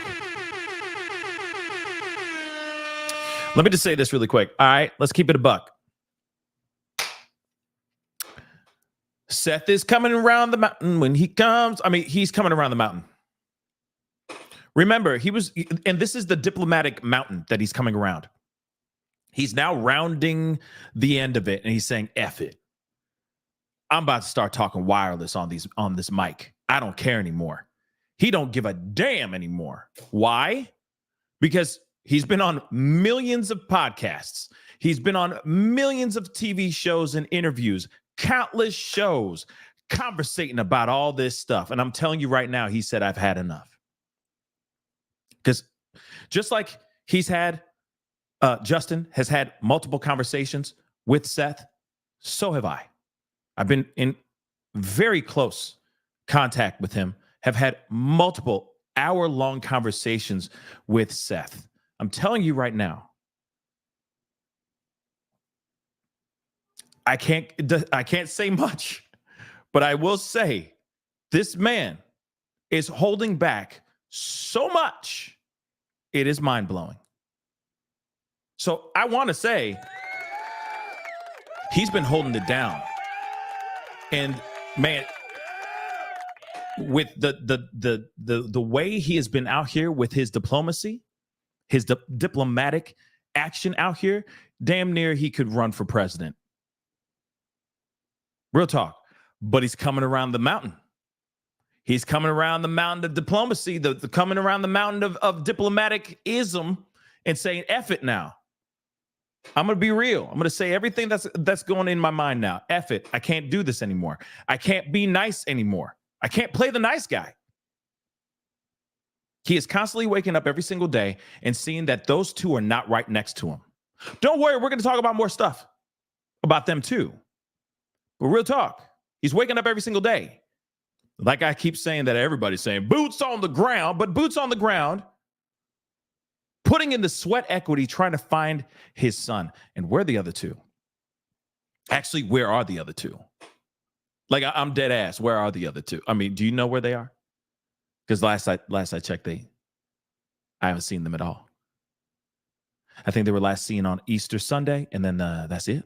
Something around Easter Sunday, and then gone like a pink mist.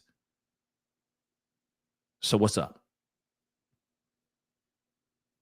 That's what I'd like to know as well. Don't worry, we're going to talk about that in a little bit. Because I know that the rumors are running like crazy. We got to talk about that. We got to circle around and talk about that. But let's be real. He's veering the corner now. Okay? Him done with the BS, man. Now he going to talk crazy. He going to talk truth. At least his version of the truth. Get ready for it. It's about to get real bumpy here in the very near future. That interview with Justin is just the tip. It's just the tip, baby. It's just the tip. Let's continue. Either through negligence at the bare minimum.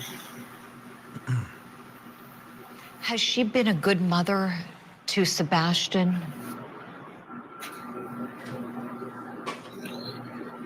Not in my opinion. Why This do you is the say third that? time that you know. Hold on, I'm rolling that back for a second. Hold on. Has she been a good mother to Sebastian? So now we're asking. Now the gloves have come off with the questions now too. Let me tell you, the demeanor is different. Shout out to Julie Grant. Real talk. Opening statements. Court TV. All right. Shout out to Julie Grant.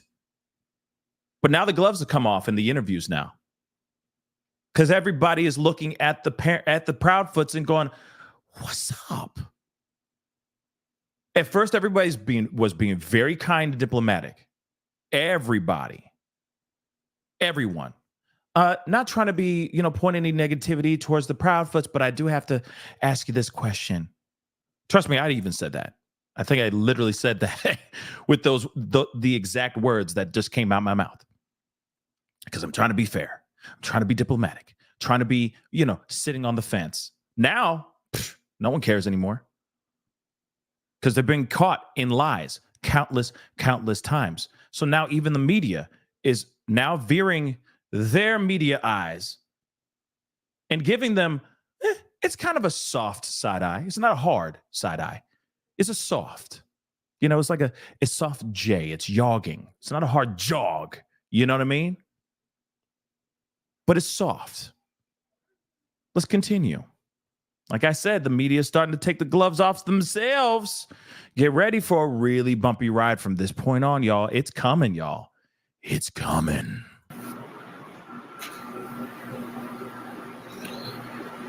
Not in my opinion. Bang. This is the third time that the issue. My son's come up missing now under her watch. Time before that, her and Chris let my son get molested and raped in their apartment. And the time before that, I'm sorry. I'm sorry. See what I'm saying? So we had it from, Justin on TikTok. Now he's saying it again on Court Mother Loving TV. Oh, and also, I know I haven't done this in a while, but holy crap. Like I said, now he doesn't give a damn because they're sloppy. They've been sloppy Joes out here, y'all. Let's keep it real. Yes, this interview was very interesting as well. Very interesting. Hamburger. Let's go. But she said, is she a good mother? And he said, no. He said, no. Yes. I bet Julie in her mind was like, what? You know what I mean? It's mind blowing. Let's be real. It's mind blowing. Let's continue though. We got miles to go before we sleep, baby. Let's go. I did a well care check because she let a known sex offender who, yes, did their 9 years in prison, but she left my son around that person. You don't do that. If you're a parent, you don't do that. Okay, really quick. Now that we're having more information, or at least more of his commentary, his thoughts on the situation that happened to his son in the Proudfoot's home, etc., with this 13-year-old boy, I do have questions. Because what he's saying right here makes it sound like they had a very thorough conversation about this 13-year-old boy. Now, I don't know if that's entirely true or not. This is just me throwing out my assumption, my speculation. But it sounds like there was a full-on convo, a tete-a-tete between both biological parents. Seth expressed his concerns about this 13-year-old boy. Apparently, Katie heard this, allegedly, and then didn't do anything about it. And then, of course, something happened. And remember, never underestimate the power of parental intuition. If there's something wrong, if something was off, and he felt something off about that 13-year-old boy, that should have been heard. It definitely should have. It definitely should have. That's very interesting, nonetheless. But I'm also wondering, who's this 13-year-old boy? Who was this 13-year-old boy? This boy is now, I guess, he was 8 when this happened. He's 20 years old, this 13-year-old, that then 13-year-old boy. So this 20-year-old man, where is he? 20-year-old man, sorry, that did this allegedly, these alleged unthinkable acts to Sebastian when he was 8 years old. Where is he? Who is he? And what's up with that? No charges were filed. There was no conversations about it. Nothing happened with it except Sebastian being deeply traumatized by that situation. Like I said, I got questions. Yeah, why were charges not pressed? That's what I'd like to know as well. And I really would like to know more about the conversation that Seth allegedly had with Katie Proudfoot, or even with Chris Proudfoot, about this 13-year-old boy. Who is this 13-year-old boy? And why was this 13-year-old boy in that apartment at that time in the first place? Those are the questions I have in my mind right now. Let's continue. But gloves are off now. He doesn't care, y'all. Supposed to protect your kid. You don't put them in where they can get in any type of harm's way. Seth, you said something very upsetting, very shocking, and I just want to go back just a moment. You said that your wife allowed your son, Sebastian, your ex-wife, I should say, your ex-wife allowed Sebastian to be in a situation where he was molested and raped. In California, and Chris in her apartment, they let a child who was 5 years older than my son play with my son and didn't bother to check on him there neither. And he lost his innocence because of it. Seth, I'm so sorry to hear this. I'm so sorry to hear this. No child should be subjected to any kind of abuse whatsoever. Sexual abuse can be especially traumatic for a young child. Is this something that Sebastian has struggled with since then? Yeah, I finally was able to actually start getting him therapy for it last year. The fact is that they weren't doing the correct. Hold on, I got to roll that back. So Sebastian was getting therapy. See, this is the reason why I'm like, damn, this all comes out now. I mean, obviously we got to do this too. Okay. What? Who, what, when, where, and why? I'm a little bit shocked. Now, he did say this also on Justin on TikTok as well. I just want to make that abundantly clear. Further on in the clip, I didn't get to play the whole thing, but he did say something along the lines of that he was seeking, or that he was going to therapy because of the trauma that happened to him when he was 8 years old. So now I ask you some other pressing questions. Don't worry, we're coming back to this in a second, but I want to go solo dolo on this. These are the questions that I have here. Because you got to remember, that is some information that could be a reason why. Remember, in my interviews and a bunch of other interviews that he's had before as well, even on Nancy Grace, he said 2 different times that about the CPS being called. The one time when apparently it was called a couple times, to be honest, just in different locations. All right. But there was a CPS called incident about this incident with this 13-year-old boy. Okay. My question is, all right, if that happened, what else don't we know, guys? You got to remember, he said on Nancy Grace, even on my show, even in my interview, I asked him about the CPS called about the belt situation. And he said, I didn't know. I just didn't know. And he got emotional. I understand. No knocking him getting emotional about anything. Okay? Absolutely. I would be crying my eyes out as well. But he said, I didn't know any of this at all. I wish they had told me. I asked him, has there been any past situations with Sebastian that you know about? There was 0. We heard nothing. He said no. Now we're hearing about this, and so I'm shocked.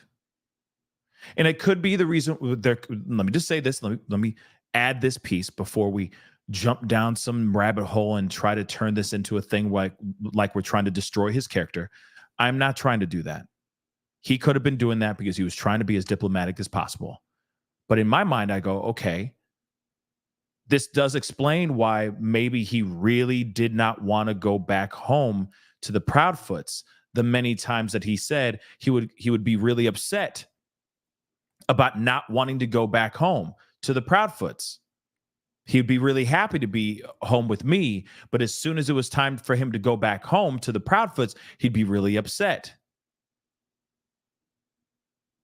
Aside from him actually being hurt, aside from him actually being aided by Chris or even by Katie, we now hear this other piece that sounds like it's not a safe home, period. Because this 13-year-old boy did some ungodly thing, took the innocence of this young, then 8-year-old Sebastian Rogers. So then I ask, what else don't we know about Sebastian that could inspire, trigger, or make him want to get up and walk out the front door or climb out that window in his bedroom with a flashlight without shoes on? That's the question I ask.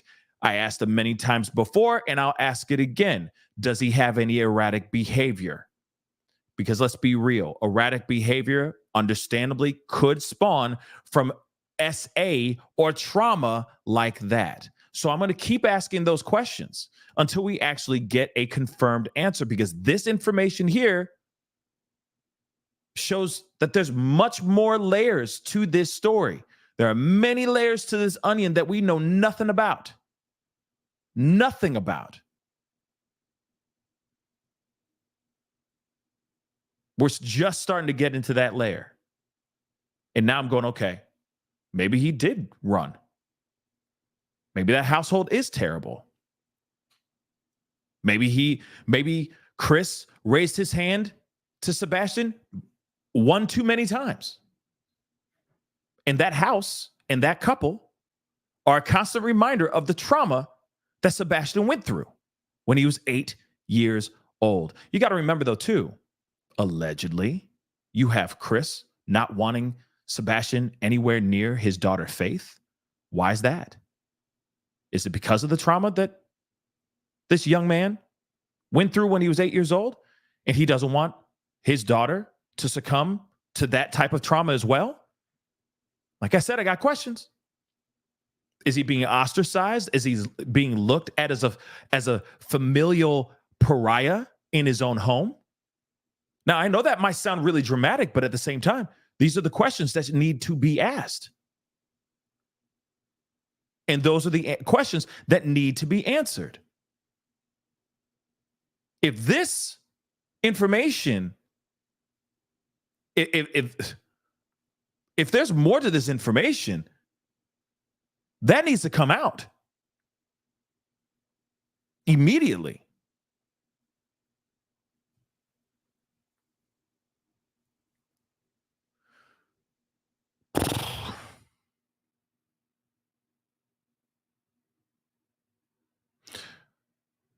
Let's continue. So, man, I will say this. And if Seth is watching from the nosebleed seats, this platform is always open to hear from you. I can't believe this is even real. My mind is blown, just like everybody else's mind is blown, but I am actually curious about more. Because that kind of trauma could make any kid lash out.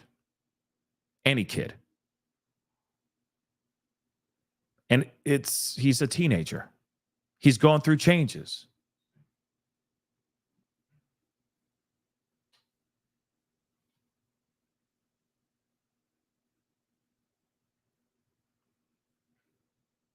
Man, let us continue. Mind blown. They weren't doing the correct thing, clearing California. And it's just last year finally getting him help because he's a victim. And now I'm finding out not only was, he was a victim of that, he's a victim of not getting the help he needs. And, I've listened to some of their podcasts where they make fun of him, make fun of his dancing. Chris obviously has this thing about corporal discipline with him. Mm-hmm. And it's just...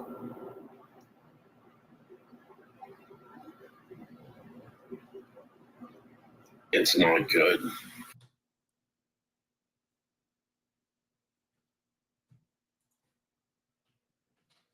The gloves have come off, y'all. It's official.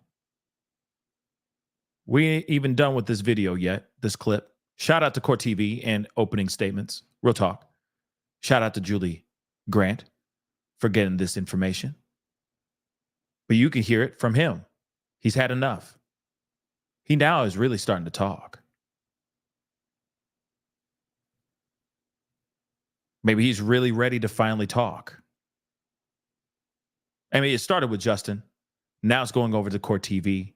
I guarantee you he's going to be on News Nation and other channels and other shows as well. Just give it time. But now I think he's really finally time to talk. And yeah, I don't blame him. Like Debbie just said, I don't blame him. Not at all. I don't blame him, not one bit.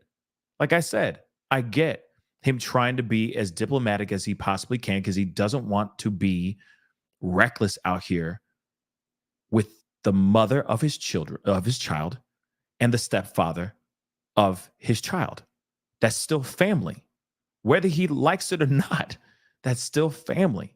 That woman brought this child into the world with him. At one point, he did love this woman. There was a connection there. Hence the reason why there was a marriage. Hence the reason why there is a child that was brought into the world.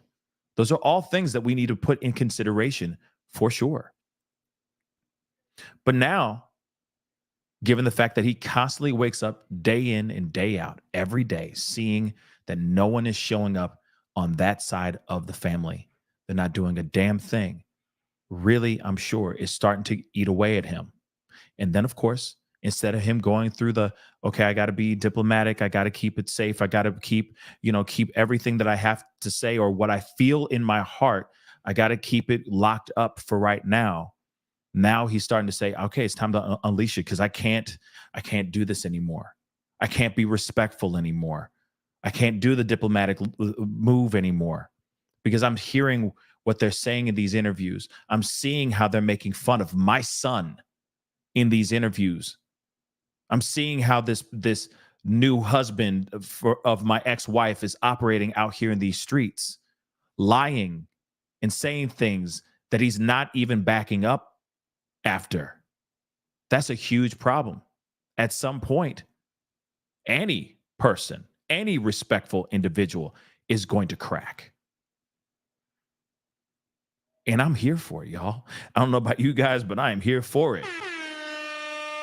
I am here for it.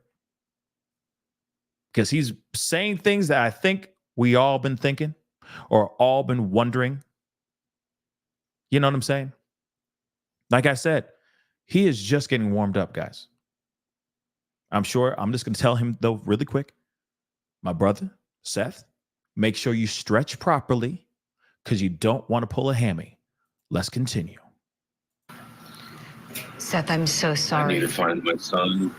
Right. And he's going to need extensive therapy now to put him back on the right track. Yes. Was Sebastian the one who told you about the sexual abuse that had happened? His mother did, and my son did. This happened in California, so Sheriff's Department, CPS was involved. Sheriff's Department was involved there. They wouldn't give me the kid's name, his last name. But at least the only thing I was able to do there was put the detective over that case in contact with the school psychologist so that at least they could protect the other children from this child. Right. So no juvenile California would- proceedings commenced or anything like that, Seth, with this child. He wasn't brought Not to in juvenile court. California. Mhm. No, in California, kids 13, you know, they're like, he's too young to prosecute. And they wouldn't do anything about the parents either. Seth, I'm so sorry. I'm so sorry. My heart breaks for you for so many reasons, and this is just one more of those reasons. Tell me, please, Seth, what else do you want the public to know as people all over are hoping and praying for your son Sebastian's safe return?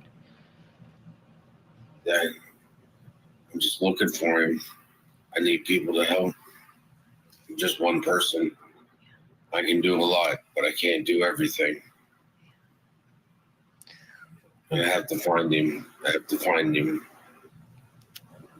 Absolutely. You have to find him.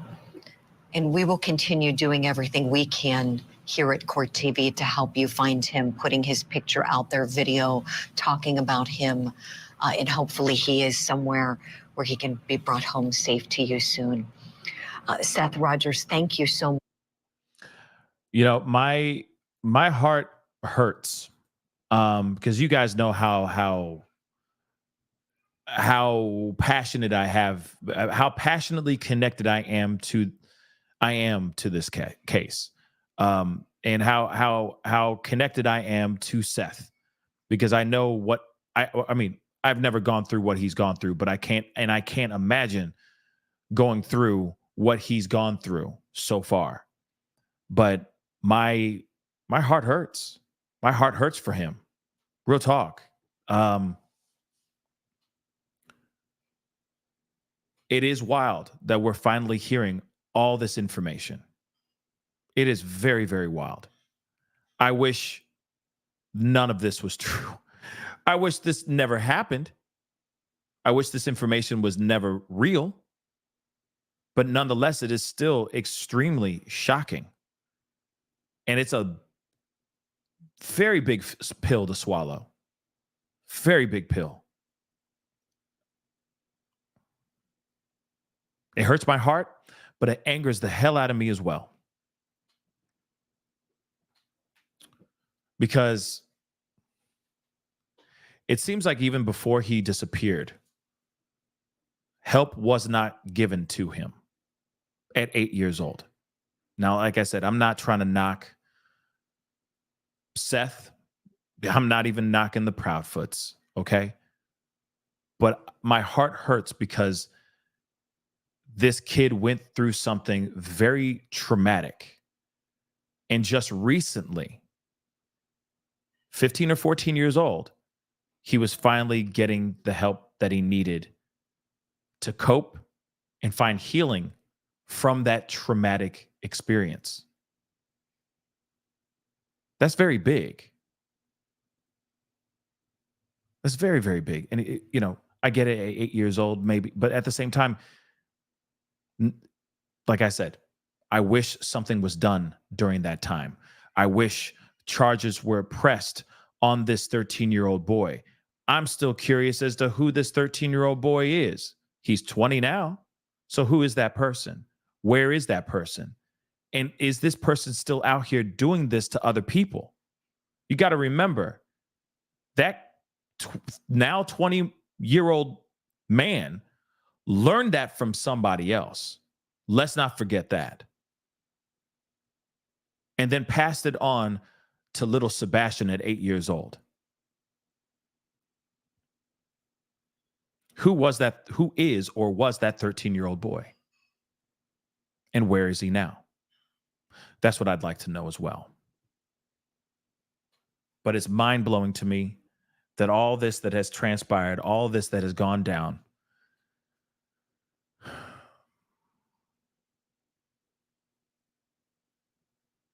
and he still never got the help that he deserved, that he needed. Like I said, it hurts my heart. It really does hurt my heart. It does. Because even so, let's just remember there was a CPS incident that's wrapped up in that situation that happened in the apartment of the Proudfoots with this 13-year-old boy and 8-year-old Sebastian that happened in California. So this CPS stuff is not a new thing. There have been multiple CPS situations in the past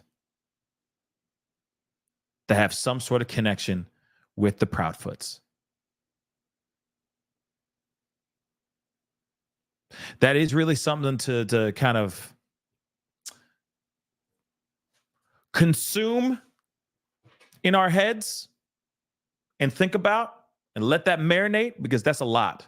Like I said, it's a very, very big pill to swallow, y'all. Very, very big pill to swallow. I got a gang of super chats, memberships, and all that stuff I got to get into here really quick, and then we're going to continue on. So just stay with me, because you guys have some really great questions and super chats in here, and I really do appreciate it, guys. It really does mean a lot. Juanita, thank you so much for gifting one membership. Misty, thank you so much for becoming a member. Welcome to the family. Welcome to the family crafting with Amy. Or sorry. Thank you for gifting 5 memberships, crafting with Amy. Thank you so much. That means a lot. Thank you so much. Lisa, welcome to the family. I really do appreciate it. Okay, I think those are all the memberships. So thank you so very much. And just like all of them, and even the ones that have been gifted, welcome to the family. Please consider becoming a member of the family. That really does mean a lot. It helps the show, helps us grow, etc. Trev Time, what's up, man? What's up, Trev? Thank you so much. Please hit the like button for our boy Pascal. Yes, hit that like button down below. I'd love that. That would really mean a lot. I'd love to see if we can get it to 2,000. Let's get to 2K. If you're watching on YouTube, hit that like button down below. A like doesn't cost a thing. We are not done. The party is just, or not the party, but the conversation is just getting started. Okay. Carbonized, thank you so much. They gave up on him before he was even lost, in my honest opinion. Yeah, that's the vibe I'm getting as far as the Proudfoots. I feel like what Justin said earlier as well, I agree with. It's bad parenting. It's bad care on their part, on the Proudfoots' part. The opportunities to make sure that he is well, to take care of him properly. Those, it's like they dropped the ball on that for sure. And that's the reason why, even more, everyone's looking at the Proudfoots even harder. Let's be real. That polygraph thing, he done mucked that up. Y'all. That's bad. Okay? That's bad. All right? And he's not going to be able to come back from that unless he does the polygraph test, and he, of course, passes with flying colors. But at the same time, we're going to talk about that right after this super chat. Okay? Krieg, thank you so much for the 5. Mom describes son in negative lights in her interviews. Yes, she does. Not all of them, but a good portion of them for sure. Mimi, thank you so much for the love. I really do appreciate the super sticker. Mimi, again, thank you. Be kind. Hit the like button. Be kind to our mod. Yes. Shout out to S-Dubs. Thank you so much, S-Dubs, for holding it down. Okay. Don't worry. I'll be adding more mods in the future. But last time I tried to add mods in the past, it started a lot of drama. So I will be making some choices as far as mods in the very near future, not right now. So nobody try to like step up and go, I'll be tribute. Don't do it. I won't listen to it. I'll ignore it. Okay. Primrose, thank you so much. So Sebastian's offender will be 20 or so now. Exactly. Where is he? Could he be responsible for his disappearance? That's what I'd like to know too. I'd like to know if that was looked into. I'd like to know that too, Primrose. You said the exact same doggone thing that I've been thinking this entire doggone time. Okay? Because that's information. That's big information. And again, that's 7 years that Sebastian's been in that house, not feeling very comfortable. Just recently, was he starting to get therapy for that, for the incident or for the tragedy that happened to him at 8 years old? Just now? Do you realize that's big, y'all? That's big. So it does make me wonder, Did he really kick rocks? But then in my mind, I'm like, somebody who is not fond of dirty feet or getting dirty or anything of that sort, would he really just kick rocks without shoes? That's weird. Like I said, I don't think he left on his own. I don't think he vanished into thin air on his own. I'm going to keep saying that until I'm wrong. You know what I'm saying? Until I'm proven wrong. And does it have anything to do with that stuff? Maybe not. But it does give us a little bit more insight on the psyche and the character and the vibe within the household, within that family. It gives us a little bit. Tish, what's up, Tish? Thank you so much. I live a couple of subdivisions over with as many cameras around and all the volunteers. It's mind-boggling. Nothing has been found. Tish, I'm right there with you, girl. Okay, I'm right there with you, girl. I'm confused and shocked. And I just want to know the truth. And I think we all want to know the truth too. Dog Dizzle. I know I just butchered that, but you know. Dog Dizzle. Anyway, thank you so much.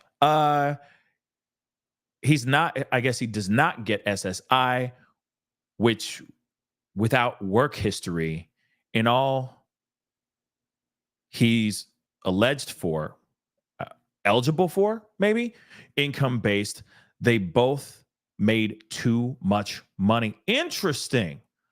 So if they made too much money, that check don't matter. But it could matter for Seth Rogers. And I'm not sitting here saying, no, I believe Seth Rogers is innocent. But would somebody be this diabolical saying, no, I don't want him to get that that Social Security check, right? That Social Security deposit, disability check. I want to make Seth's life a living hell. I want to make it difficult for him. So bye-bye, Sebastian. Time to make you disappear. Maybe. Let's remember, this woman allegedly, she made these allegations against Seth during their divorce, said crazy stuff. Okay. Of course, he was found innocent. He was, all the allegations that she made were all lies. They did their investigation. Okay. And they found out that those things were lies. But she was real diabolical. Okay. She tried to do some serious nasty work so that he wouldn't have custody over their child. So what is the chances of him about to get Sebastian at the end of the school year? The school year is about to end very soon. And she's just sitting there going, no, I need to make his life a living hell. No, I'm not going to make it easy for him. I don't care. I don't care if he likes that. I hate it that Sebastian loves being with his dad, but hates being with us.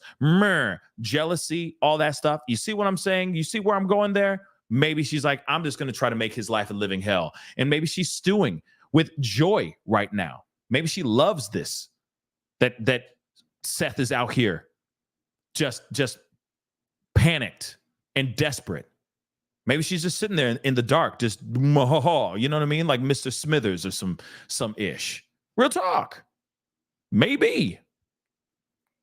Crazy. Moving on. Jamie, thank you so much. Secrets, lies, and money, proud feet, and socks are getting stinkier by the day. Yes, they are. That's what I think. The proud feets.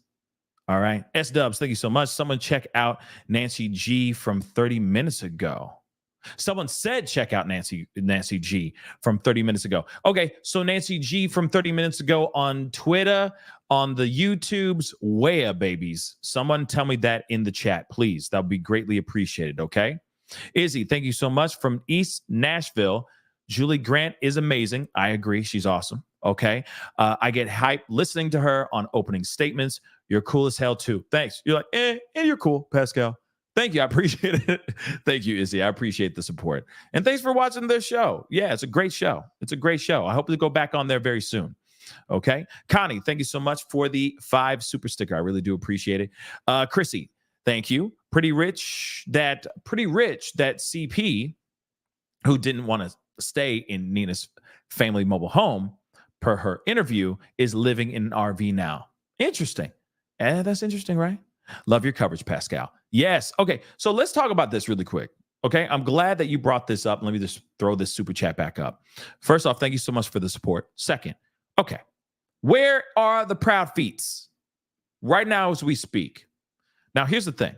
There have been rumors. You guys have been sending me emails and DMs like a mug over this situation.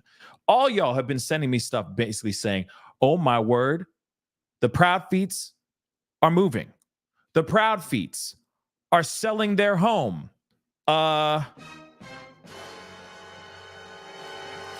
Let's be real.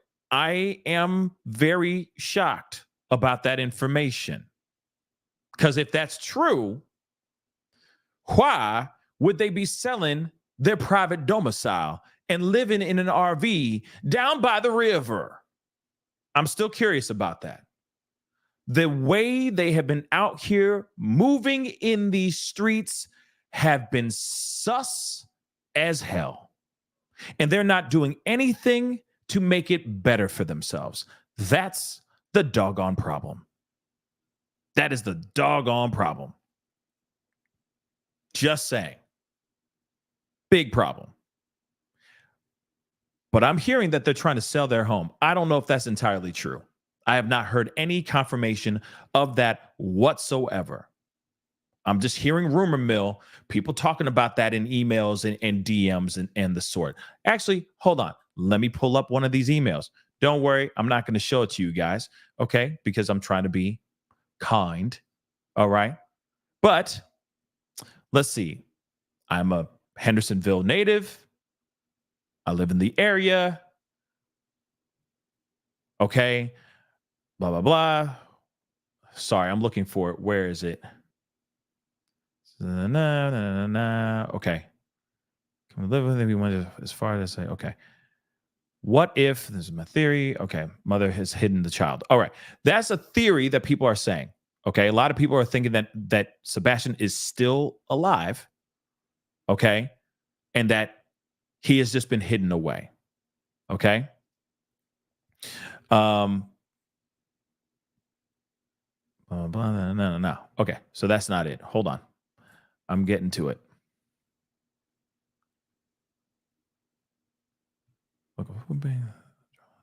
Nope, that's not it either. Hold on. Where is it? That's going to drive me crazy. It's going to drive me crazy. But nonetheless, I did receive some, I guess it was in a DM, but I received a DM, people actually telling me, hey, the Proud Feets are planning on moving, that they are trying to sell their house so that they can move and live in Memphis so that they could be closer to Chris's job. So one thing that goes to show to you, one thing is for sure, if that is true, then Katie lost her job at Brinks. Yeah. Hold on. Because that's going to drive me crazy. I most definitely got this DM. But like I said, I'm trying to be respectful of the people that send this ish to me. But they said something along the lines of, yes, he has moved, or they are planning on moving because they want to live closer. They want to live closer to his job. Now, the thing is that I am still curious about if that is 110% true. It's just very interesting.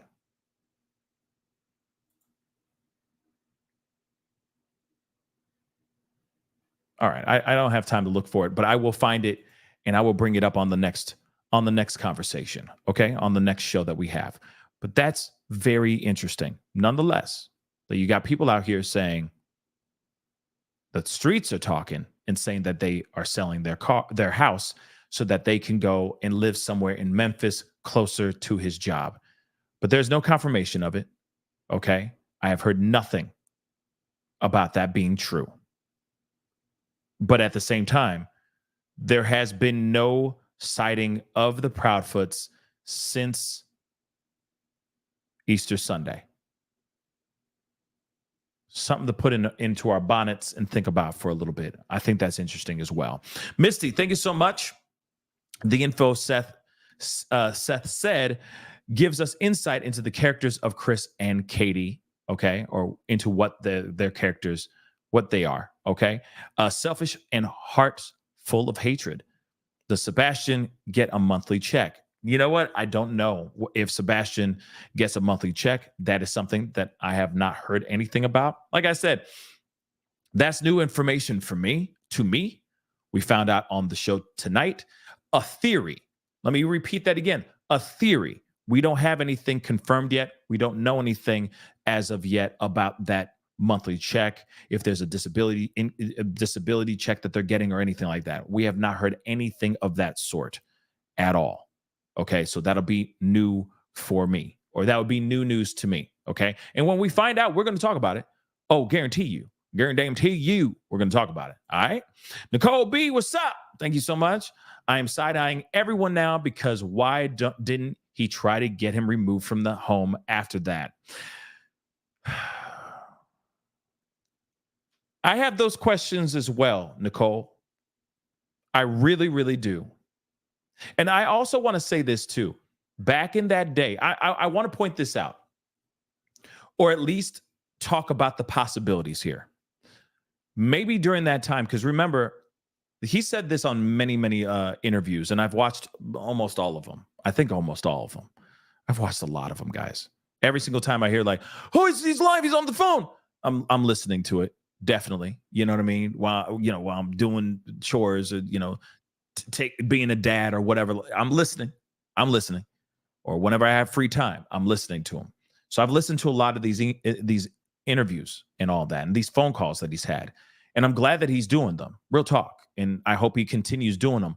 I just hope it doesn't get super messy. That's the only thing I get concerned about. Right? We got to keep this nice, high and tight. Right? But in these interviews, he has talked about his financial woes, living out of a car, or not having a place to live, not having a physical address that he could say, this is where I get my mail at, and all that. During this divorce, he basically got kicked out of the house, from what I'm gathering, okay, from these interviews, and basically had to start from ground zero with nothing in his pocket. So I keep thinking that maybe during this time, during this divorce, when this tragedy happened to him when he was 8 years old, that he had no place really to go. So maybe he's like, I can't take him from the Proudfoots right now because I don't have a place to call home yet. I don't have a place to hang my hat. And sometimes those things take time. So maybe it wasn't that easy, right? For him to find that new job, to start making substantial amounts of money. Maybe he blew all of his savings and all the money he had on his divorce lawyer. You never know. So he had to start from zero. But then this tragedy happens, and it's kind of like, I don't know what to do. I have no place to stay. I have no place to call my home. So maybe that was the thing. Maybe he was stuck between a rock and a hard place, and he's like, you know what? As soon as I get my stuff right, I'm taking my son, and I'm getting him as far away from this house and these two as quick and as far as possible. Maybe. But then again, that's something I'd love to have answered from Seth himself, for sure. Because we don't know everybody's situation. But the way he explained things in many interviews, it does sound like he really had to push forward. He really had to struggle and get his footing back after and during that divorce. So that could be a factor. It could be. Something to think about, though. Very good question, Nicole B. Nikisha, what's up? Thank you. Yesterday, Seth said to Justin that there's so much more that he knows and could say. That's interesting, but incredibly scary to think about. Exactly. Like I said, I feel like the gloves are finally starting to come off. He is finally starting to just speak. And instead of him being like, oh, I'm so concerned about being, respectful to them, it's like, F respect. They're not out here. busting their humps. Also, this guy said he was willing to do a polygraph. He's been lying about doing a polygraph in the first place, then goes on to Nancy Grace, says that he didn't do a polygraph, says that he's willing to do it, name, time, and place. Then she does name, time, and place, and then he still refuses. Then it's suddenly out of nowhere. He doesn't back up what he said. So yeah, if I was Seth, I'd be like, I'm holding nothing back now. You're about to hear me talk crazy now. And all this craziness that I'm about to say is going to be the truth. It's not going to be some lies. Think about that for a second. You hear that. That would make me pop off. Do you understand? I'd be like, man, and even one time I lent him $30. He ain't never gave it back. I'd be saying everything. Man, that one time we were in line at the Kentucky Fried Chicken and he cut me off. I didn't say nothing. I just let him keep going and order his 6-piece with the biscuit. Man, I would be saying everything. I don't care. I'd be talking crazy. Everything. And I think that's what we're about to hear very, very soon. Trust. You're not willing to do a polygraph. You're not willing to do a polygraph, and now you're going to hide behind TBI? Oh, you know that's a lie. Oh, you know for damn sure that's a lie. Oh, I've been so kind to you. I've been so kind to you, man. I've been so kind to you both, and now you won't even stand up and put your money where your mouth is and do this damn polygraph? Are you insane? And I've been out here trying to be all diplomatic in these internet streets and all these interviews? Nah, man. Nah, the gloves are off now. I don't need to be nice to you no more. And I think that's exactly what we're seeing right now. Maud, thank you so much for becoming a member. I don't know if you're a new member or if you're refreshing, renewing your membership, but thank you. Welcome back. If not, welcome to the family. Okay, and just like Maud, please become a member. Consider becoming a member. That'd be really appreciated. Cake, thank you so much. Please share your email. I want to send something.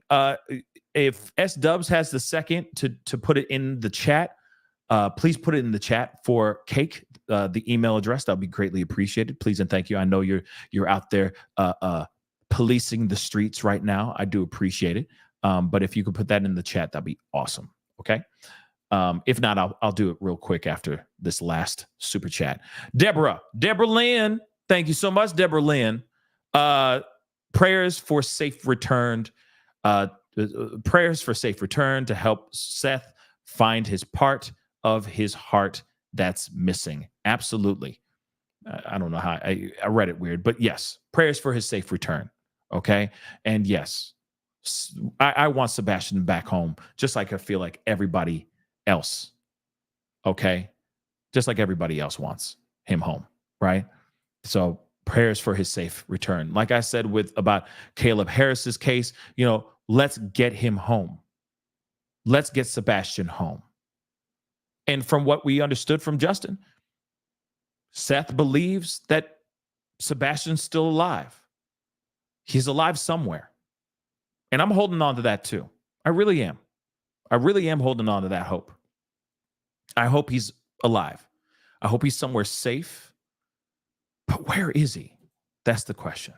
Misty, I wonder if C and K hit Sebastian until C's custody hearing is over, because Sebastian was supposed to testify about how it was like to live with C and K. That is an ongoing question. That is the ongoing burning question for sure. That's the ongoing burning question for sure. I don't know. I don't know. But I mean, like all that choreography, like, let's be real. All of that choreography for what? For his testimony? Like, it's not like he said, yeah, and I saw a dead body. Like, he's not going to sit there and say anything like that. I mean, if there is one, then that's another conversation. But still, what's he so worried about to the point where you make someone disappear, allegedly, if that was the reason? That'd be interesting. Why? I'm still wondering. Okay. I still am wondering. But hold on, guys. Let me check something here really quick. Okay. Because you guys said something about Nancy Grace. All right.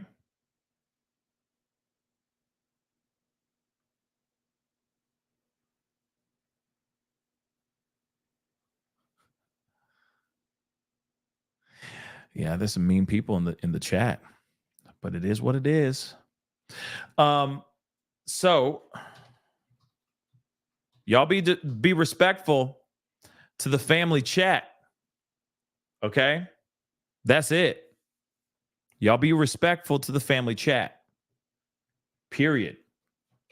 But I am taking a look here real quick to see.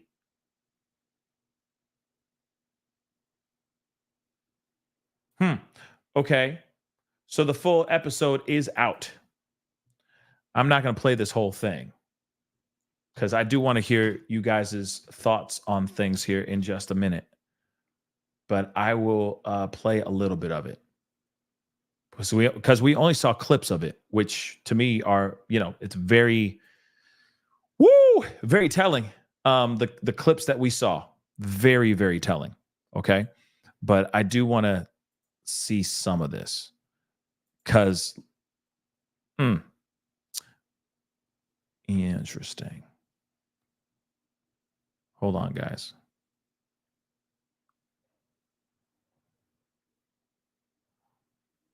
Hold on.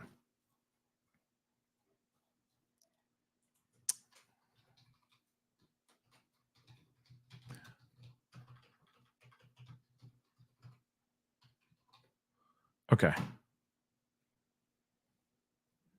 There it is. You guys can go and check that out. I just put in the emails in the chat so you can go and I know Cake was asking something. So go ahead, send it. Send what it is that you need to send my way. All right. But I want to see this. I want to take a look at a little bit of this. Okay. Let's take a look. Literally, in the last hour, a new search has been launched for missing autistic boy Sebastian Rogers. Why? Why is there a new search recanvassing areas that have already been searched? That's what I'd like to know. Could it have anything to do with the fact that Sebastian's glasses may have been found? Now, I want you guys to know that I've already heard the audio version of this. Okay. And yes, they are recanvassing, or at that time they were recanvassing the area, the same area that they've been at before. They kind of circled back and they went back through it again. Through this whole thing, they did say in this podcast interviewing Seth Rogers, they found out that the glasses are not, okay? They are not connected to Sebastian, that those glasses are not that of Sebastian's. That is very important for us to know as well. Okay. But let me play a little bit of this. Let me see. I'm going to try to scroll through some of this just to see. Because they did talk about, there we go. Yeah, this is the part that I thought was amazing because, we did it. We talked about it. Okay. Showing the parts that Chris Proudfoot was lying on her show. Okay. Like lying through her teeth on her show. She now is showing that stuff. So let's take a look at this. And yeah, everybody chill out. I don't know what's up with everybody being angry and all that. Everyone needs to chill out. Let's get along in the chat. All right. We're here for peace and love and happiness. All right. We're all here for the same thing, figuring out what happened to Sebastian. There are no wrong answers here. There aren't, because we don't know where he is. He just vanished. Okay. So everyone tranquilo. Whoever's out here trying to fight, stop, chill, and let's take a listen. Guys, in addition to Lauren Collin and Seth Rogers, joining us is Dave Mack, crimeonline.com investigative reporter, who has also been on the disappearance of Sebastian Rogers from the very, very beginning. Dave Mack, let me just say at the outset, recently, the stepfather, Here we go. Mr. Proudfoot, stated that he would take a polygraph if we set it up. As a matter of fact, take a listen to this. Have the two of you taken a polygraph? I have. I have not. Would you be willing to? I've offered and volunteered on many occasions to take a polygraph, and I was told directly by law enforcement because of my whereabouts, I did not need one. You know, what's interesting is how he keeps putting that information out there. Oh, it's because of because law enforcement told me I didn't need to do it. I didn't need to do it. I would have done it anyway. I would have done it anyway. Period. But he keeps saying, oh, because of them, they said I didn't need to do it. So I'm innocent. See, I don't need to do a polygraph test. See what I'm saying? They said I don't need to, so I don't need to. Okay. That's BS, y'all. BS. Let's continue. I understand. Ms. Proudfoot, did you pass your polygraph? I did. That they know of. I want to make that abundantly clear that they know of. Sure. They might be like, yeah. How do you know if you passed a polygraph test? Let's be real. Think about that for a second. When you get done and they're like, where were you on the night of the 29th at 3 a.m.? And they do all these questions, right?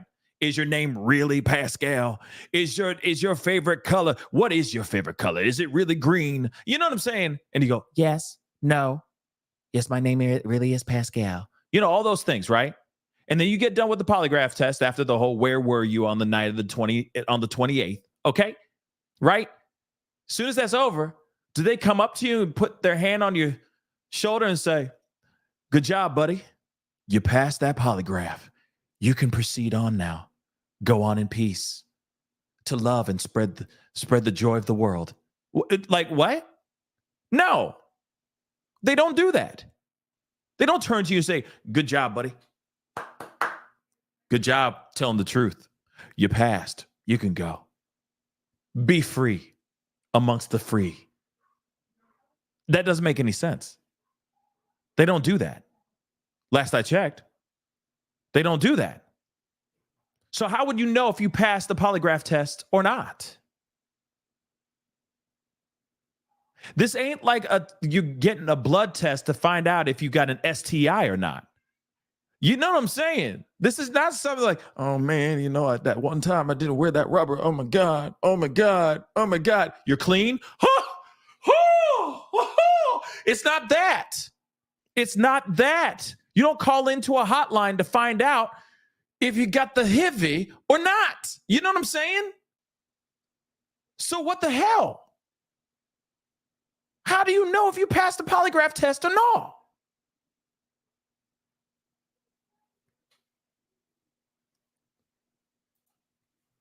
Let's continue. Okay, now listen to this. He says, I've offered and volunteered on many occasions to take a polygraph.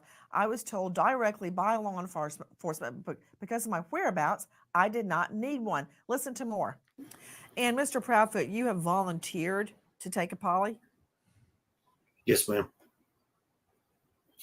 If I were to set up a poly for you, would you take it? Name the place and time, ma'am. I'll be there. Well, we did. We did that. Jeez. We set up a polygrapher, a very well-respected polygrapher, a place and a time. Mr. Proudfoot tells us that he has been instructed by the TBI not to be on with us today and ask for help finding his son, his stepson, and not to take a polygraph. I've never heard of that. I'm going to roll that back so you guys hear this in the nosebleed seats, because I heard this audibly on the podcast, right? On the audio version. And this man, I'm just saying, it just, it's so bad. I'm just rolling it back one more time so you guys can hear this. Okay? Name the place and time. I'm willing to do it. Yep. And then she says, I got you, bro. Hey, say less, bro. Say less, bro. Say less. I got you, son. I got you. You want to do this polygraph? I got you one right around the corner from your crib. All you got to do is just put on your slides, get in that ride. It's a 5-minute car ride down the street, and we got one of them right there. They're certified. They're one of the best. We got you, bro. Say less, bro. And he says, no, I can't. I can't do it. In fact, I can't be on your show either. But because TBI says I can't do this stuff anymore. Yeah, because of the wind. He really is saying that. It's because of the wind. Let's continue. Name the place and time, ma'am. I'll be Name the place and time. Well, like I'm telling you, this mother lover said name the place and time. Do you see what I'm saying? I don't mean to relish in this, but I'm just saying when people do dumb things, it's really fun when we get to call them out. Okay? And shout out to Nancy Grace, because it's not like she's, twisting a knife. I'm doing it. That's why I'm here. I'm twisting the knife a little bit more to the left. Just a little bit. Because he said, name the place and time. I got it. I'm innocent. Okay. If you're innocent, you show up and you do the doggone thing, even against TBI wishes. Let's be real. Do you think TBI is going to pull up and go, hop, hop, hop, all the sirens going off and stuff, and arrest him for doing a polygraph test? I'll tell you what, hell to the no, they're not. They're just going to be like, all right, he's doing it, and we told him not to, allegedly. But they're not going to sit there and stop him. Bro, you want to do that? That's your own free will, bro. Go do your thing, homie. You don't want to do it? Or you want to do it? That's on you, homie. We told you not to, but hey, free world, baby. You ain't breaking the law. You ain't breaking no rules. You're not going to get arrested for doing the polygraph test. So miss me with this nonsense. She called you out, homie. Nancy Grace called you out. Do you understand? Like, man, Chris, I hope you're watching this show right now. Like, at this moment in time. Because right now, you had a chance, okay? You really had a chance. This one moment in time, you dropped the ball, baby. You dropped the ball. You want to know why? She gave you a chance. You said, name the place and the time. She went and did all that stuff for your ass. I'm sure it wasn't easy. I'm sure it was expensive too. I wouldn't be surprised. Okay? But you went on to national. This ain't no small little podcast that just a couple people watch every once in a while because that person moonlights as a podcaster for fun.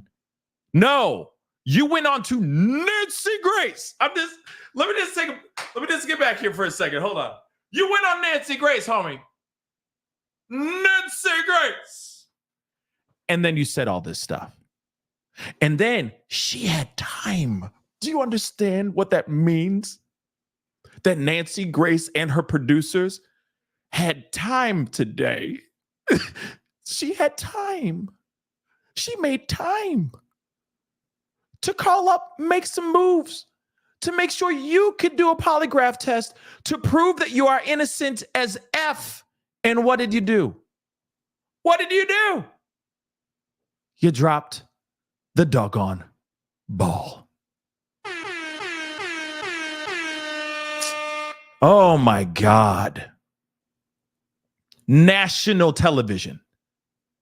One of the biggest true crime heads out here. Nancy Grace. This was the choice you made. This is the bet that you made, homie. There is nope. This is the reason why. This is the reason why Seth is saying the gloves are off now. This is the reason why he went on these platforms and now he's talking and he's saying a lot of things that he probably never would have said in the first place. But when you are out here and you're talking crazy and you're saying name, time, or place, and they give you the time and place,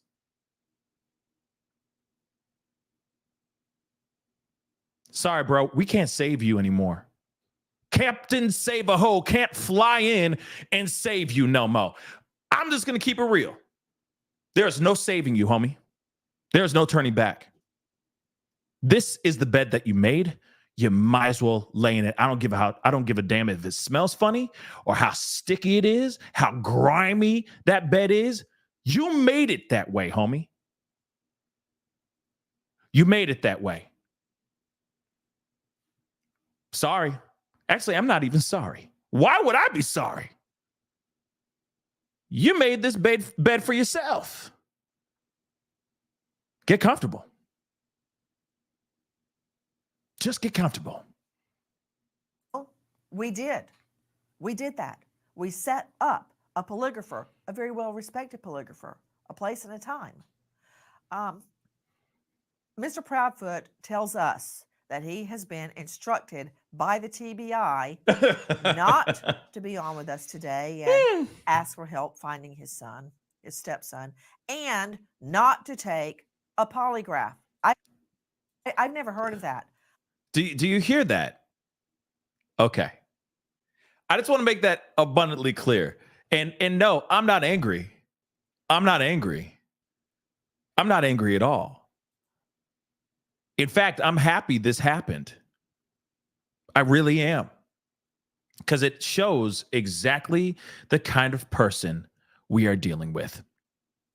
Not so much about Katie, but Chris himself. This says a lot about Chris. He went on national television.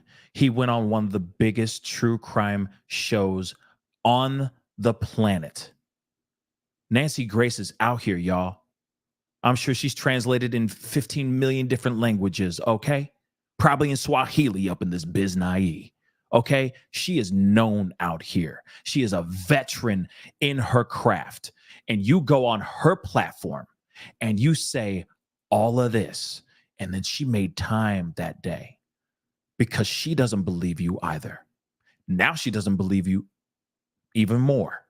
Her theories and her thoughts, not only just her producers, now hers as well, are all looking at you going, something is not right. And you may know something about the disappearance of Sebastian, period.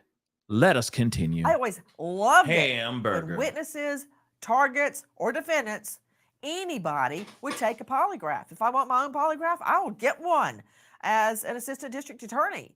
So I find that very curious that he would be dissuaded from asking for the help from the public, as we see a volunteer search launching right now with law enforcement, and not to take a polygraph. Now, very curious. Dave Mack, didn't Mr. Proudfoot, Chris Proudfoot, Sebastian Rogers' stepfather, didn't he tell us Here we go. he would take the polygraph anywhere, anytime?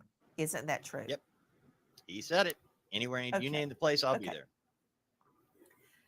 He also told us, should I believe him or my lying ears, that he has never taken a polygraph before? Didn't he tell us that? That's what he said. He told you that. Okay. I'm sorry. I am just, man. The fact that she's even going to her, the other people on her team and all that and going, did he not say these things? Just to make sure we're not crazy. And just to make sure everybody doesn't go on the conspiracy theory, making it seem like that was AI or that we made him say these things. She is not only doubling, she's tripling, she's quadrupling down. She is showing receipts. She is showing clips from the past interview that she had with them. Like I said, she was doing that interview and she did a great job in my personal opinion. But I also think that she didn't believe them at all because she's listening to the internet. She's listening to other podcasters, other commentators that have been watching their interviews time and time again saying, hey, something ain't right here. Something just ain't right. Let's continue. But she's literally going, man, okay, did I say it or did he? And she got other people who are like, nope. He said it himself, ma'am. Yeah, Nancy, he said it himself. So, yeah, she's making sure everybody knows all the way out into the nosebleed seats. that this man said, name a time and place, and he didn't show up when they did exactly that. Dave Mack, crimeonline.com investigative reporter. Did he not tell another outlet he had already taken a polygraph and passed it? Yep, right he there. sure did. Exact words. Explain, He said somebody please. asked. He did interviews. He did a number of interviews, Nancy. Thank you. And in this one particular, asked about, have you taken a polygraph? He said, somebody asked the question. This is a direct quote. Was a polygraph taken and has it been passed? Yes. I didn't specify who or when, but what I can tell you, everything has been vetted completely. Polygraphs have come back as passed. So I'm confused as in why they're all wondering if myself, my wife, and the biological father took one. Exact words. That's what he said. Okay, but You heard that, right? Yeah, go on, Nancy. Yeah, sandwich. Okay. Real talk, go on, Nancy. Go on with your bad self, man. Hell yeah. Like I said, come on, man. Come on. I'm gonna let him repeat that statement that he said. Okay, I'm gonna turn it up just a skosh so you guys can hear that one more time. All right? I didn't specify who or when, but what I can tell you, everything has been vetted completely. Polygraphs have come back as passed. So I'm confused as in why they're all wondering if myself, my wife, and the biological father took one. Exact words. That's what he said. okay, but Seth Rogers, this is Sebastian's Interesting. dad, his bio dad. Sebastian, Seth, I don't understand that because he told me he would take a polygraph if I set it up. I set it up. I went through a lot of hoops to get it set up. One convenient to him in the area where he says he's working. Do you hear that? She set that whole doggone thing up to make sure it happened in a place that was convenient to him. He didn't have to jump in no plane. He didn't have to fly out to wherever her show is broadcasting from. He didn't have to do a damn thing. All he had to do was put his slides on, get in his ride, and drive a few miles away from his private domicile and do the polygraph test. That's all he needed to do. And he still came up with these excuses. And also, they show receipts again of him saying that he did take a polygraph test, and he never did. At least that's what he says on Nancy Grace, that he didn't do a polygraph test. See what I'm saying? So we've been dealing with a pathological liar out here as far as these interviews go, as far as these podcasts go, and etc. He has been lying nonstop. Then he wouldn't take it and blames the TBI. So now I find out he's told other outlets he's taken one and passed. Do you know the truth? I don't. I really don't know. But I'll tell you what, I volunteered to take polygraph. I was told that I wasn't. I didn't need to because they have my location and whereabouts. But I still volunteered. And if somebody wants me to take one, that's something of my own free will. I haven't been told by TBI that I can't take one. So I just want you to know, he's saying basically the same thing that Chris said on the show. Hey, I volunteered. They said I didn't need to do it, so on and so forth. But now I understand that Seth is going to be doing a polygraph test on the 10th, if I'm correct, of April. At least that's what I'm hearing through the rumor mill. That's interesting. But at the same time, that's great news, right? That's great news that he's going to be doing that. Real talk. Let us continue. Well, he got caught lying. Proudfoot, what happened? Here we go. I want to find out about There's more. Mr. Proudfoot hitting Sebastian with a belt. What happened? That was actually several years ago, and it To was Mr. Proudfoot. one- To Mr. Proudfoot. To Mr. Proudfoot. Yes, Mr. ma'am. Proudfoot, what happened? Oh, I'm sorry. I misunderstood. I thought you were asking Katie. Sebastian had gotten in trouble. He got caught lying. And I had asked him, I said, hey, you got to have a punishment for this. He says, yes, sir. And I said, okay. So I gave him a swat with a belt on his buttocks on the outside of his clothes. One swat. Okay. One swat on the rear end with a belt. Okay, listen to more. Was that the first time you had ever hit him with a belt? Yes, ma'am. The one and only time, actually. We already know that these are lies, guys. Remember? These are lies. When was this? Years ago, ma'am. Any idea how many? 3, 10, 1? It probably at least 3 years ago. That laugh bothers me. Like he's not telling the truth. I don't understand how that turned into a CPS or Child Protective Services complaint. My thoughts exactly. How were they That- alerted that- that you hit him with a belt? That did not turn into a CPS service call. That did not turn into a CPS call. But remember, we did pull up receipts. The interview that he did on that podcast. Smiley something. Man, I feel like a jerk. Smiley something, okay? And shout out to her for having that podcast and that interview, because that is smoking gun information. Because he was talking crazy on that one. But then as soon as he gets on Nancy Grace, his butthole puckered up. Yes, it did. He went, "Rrr." And now it's like, I gotta lie. I gotta lie. That's literally what he's doing. He's lying. That's all he's doing, y'all. Lies. Let's continue. But you see this look on her face. She's like, man, Smiley's story world. Yes. See, you see the look on her face. You already know what she's about to say. These are all lies. We got receipts. Here they come. That kind of thing. Watch. But his butthole puckered up on the Nancy Grace show. Let's keep it a buck. Come on. He's like, oh, damn. As soon as he heard, this is Nancy Grace. This is Crime Stories. He was like, gotta lie. Gotta lie. And then everything that he has done in all these podcasts and interviews have come to bite him right in the ass. All up in it. Let's continue. But didn't it? I've got a lot of things I need to dissect very quickly. Dave Mack, you and I have been scouring the internet and speaking to various witnesses.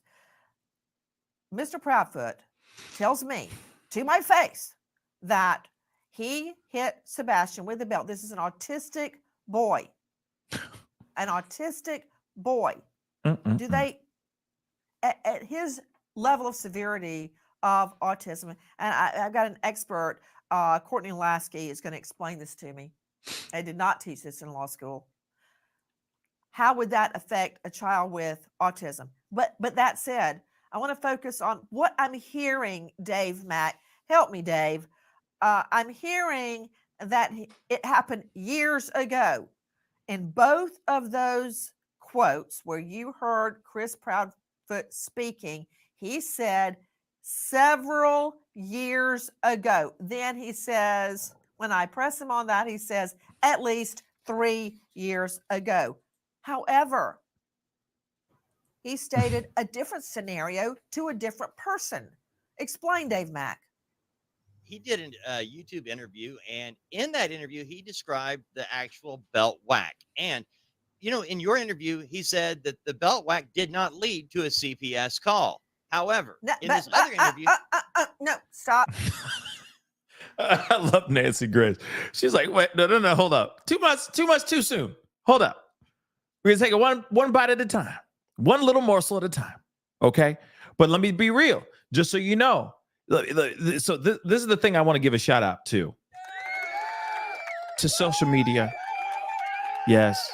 The reason why I say that is without us podcasters, without us YouTubers, TikTokers, podcasters, internet journalists, people who are posting things on Twitter or X and all those things, and Facebook.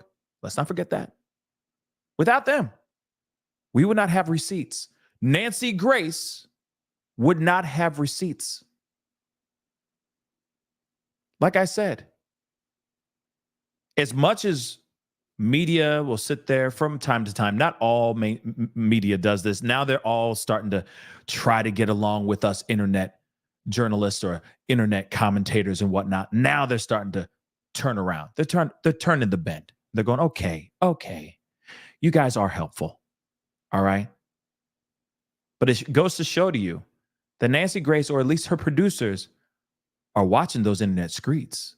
And those internet streets be talking without them going on these podcasts and talking crazy. Nancy Grace would not have receipts like this. So let me just say this one more time in my podcast voice. Shout out to all you podcasters and all you social media content creators. Without you having those platforms, without you having those interviews, she would not be coming with receipts right now. And he'd be getting away with lying. Yeah. You.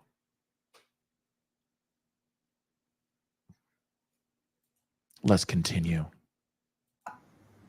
I asked you about the age of Sebastian when Sebastian was hit with a belt. One thing at a time, brother. The age of Sebastian. He said it was 3 years ago. He said in another interview that the 15-year-old boy was upset. He was in trouble.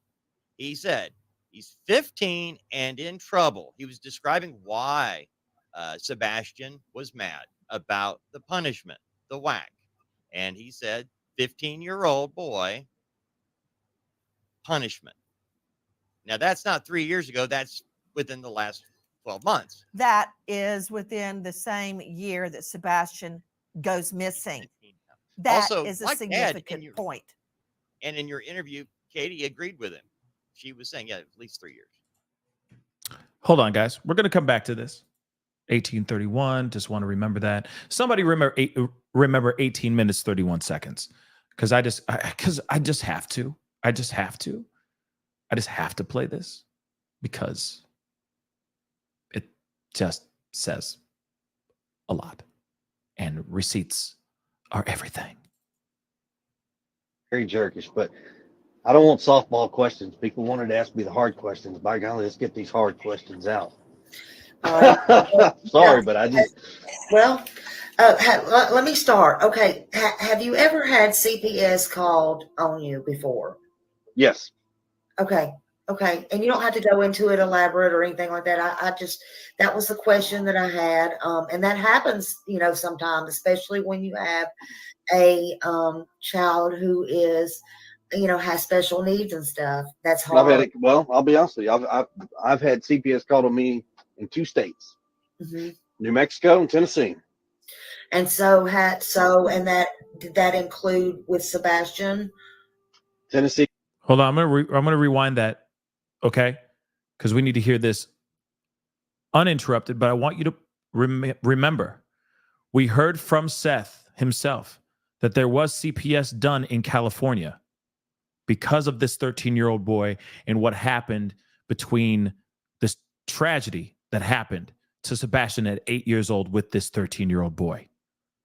So he's lying right now too. He's saying 2 different times, Tennessee and in New Mexico. So he's not telling the full truth here at all as well. Interesting, right? Let me continue. But now when we hear that from Seth and we hear this information that was done a few weeks ago, it does paint a very interesting picture because this guy is not telling the full truth at all. He is a liar. Let me continue. In 2 states, New Mexico and Tennessee. And did that include with Sebastian? Tennessee was Sebastian, yes, ma'am. Okay. And in fact, Sebastian here, like I said, I got nothing to hide. So Sebastian went to school one day because we were at the house. He got in trouble. He didn't have a belt on. I was like, "Where's your belt?" And got it. Whack. Kind of got him. So he goes to school and he tells the teacher. They're mandatory reporters. So the teacher reports it. That afternoon, CPS shows up to the house while we're actually sitting down to eat dinner. Now, mind you, Did you ever use a belt on him? Have I ever used a belt on Sebastian? Yes. Okay. Outside of his clothes, on his buttocks. That I was going to get in trouble over something stupid. And I was like, no, Sebastian, you got punished, man. You got punished. And he was like, but. And I was like, you got punished. Eat your food. And we went back, and everything's been fine. Y'all, for clarification, no, I did not allow him to beat my son with a belt. He did not beat my son with a belt. And did you hit him with a belt because he didn't have a belt? No. No. Okay. No.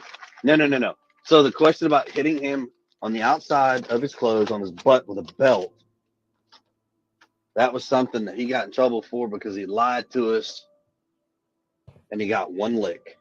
You got a voice. Can I ask you what? Interesting, right? Now he got hit allegedly once, and then suddenly whoop whoop, or I know it's not whoop whoop, but CPS just shows up knocking on their door during dinner.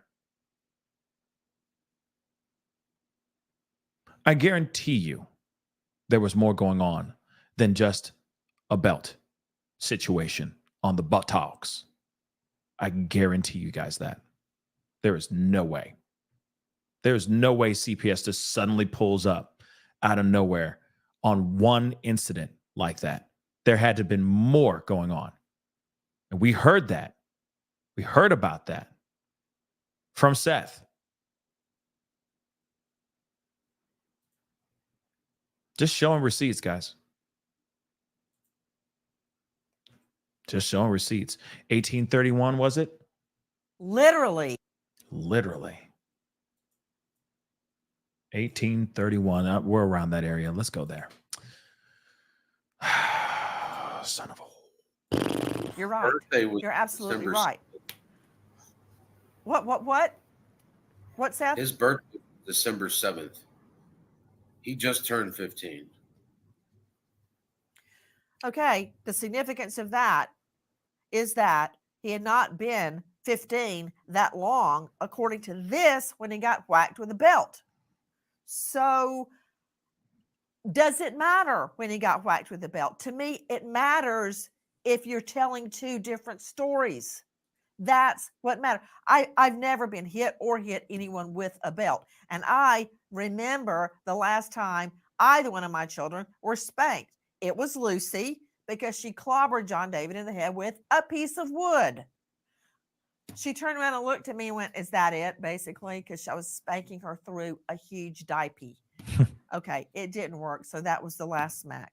Long story short, there's a whole scenario that I need to talk with Ms. Lasky about, hitting a child that is autistic with a belt, or any child with a belt, for Pete's sake. But that said, what's concerning me now is two different stories. And as Dave Mack first said, we've got a CPS issue, because if you will recall, Dave Mack, in that last sound I played of Mr. Proudfoot speaking to me, I said, how did that turn into a CPS, Child Protective Services complaint? And he says, that did not turn into a CPS complaint. Lies. But wait a minute. He's told a different story to a different person. Tell me, Dave Mack, and make sure you're right. Describing the belt whack, the specific belt whack, hit him one time with the belt. And Chris Proudfoot said, Seth, that Sebastian went to school, told a teacher what had happened, and he actually says the school, they're an automatic reporter, and they reported it to CPS.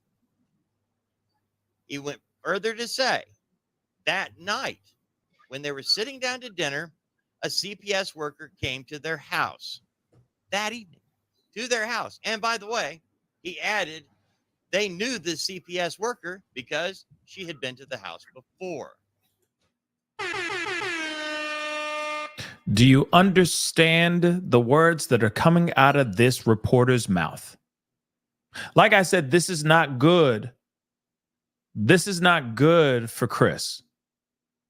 This is all bad. This is all bad.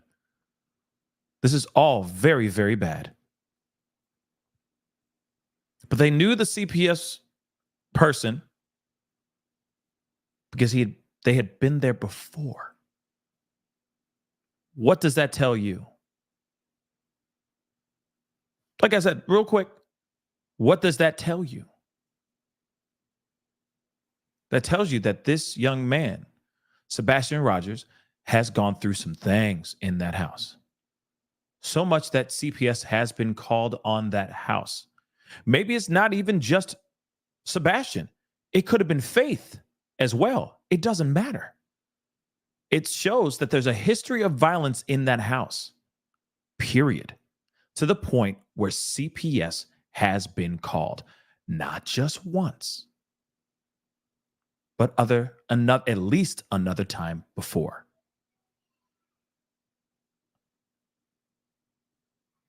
They have receipts. They keep going on these podcasts. They keep talking crazy. They keep talking wild out here, and they don't realize what they're saying until they get caught up in a lie. Let's continue. He went on to explain heroically how he didn't get in trouble, but that this caseworker allegedly took Sebastian outside and told him, you can't tell lies about people. You'll get in trouble yourself. So the story from Chris Proudfoot in this other version is that he spanked Sebastian. Sebastian went to school and told a teacher. Teacher reported it to CPS. CPS came out to their house that night while they're eating dinner and didn't even want to hear Chris Proudfoot's side of the story. He said, I already know what happened, and took Sebastian outside and talked to him. The boy needed help, and there was nobody helping, apparently. Okay, Liz, if you don't mind, could you play 23 for me one more time? Listen to Sebastian's stepfather, Mr. Proudfoot. Was that the first time you had ever hit him with a belt? Yes, ma'am. Receipts. The one and only time, actually. When was this? Years ago, ma'am. Any idea how many? 3? Damn good question. 10? 1? It probably at least 3 years ago. I don't understand how that turned into a CPS or Child Protective Services complaint. Yep.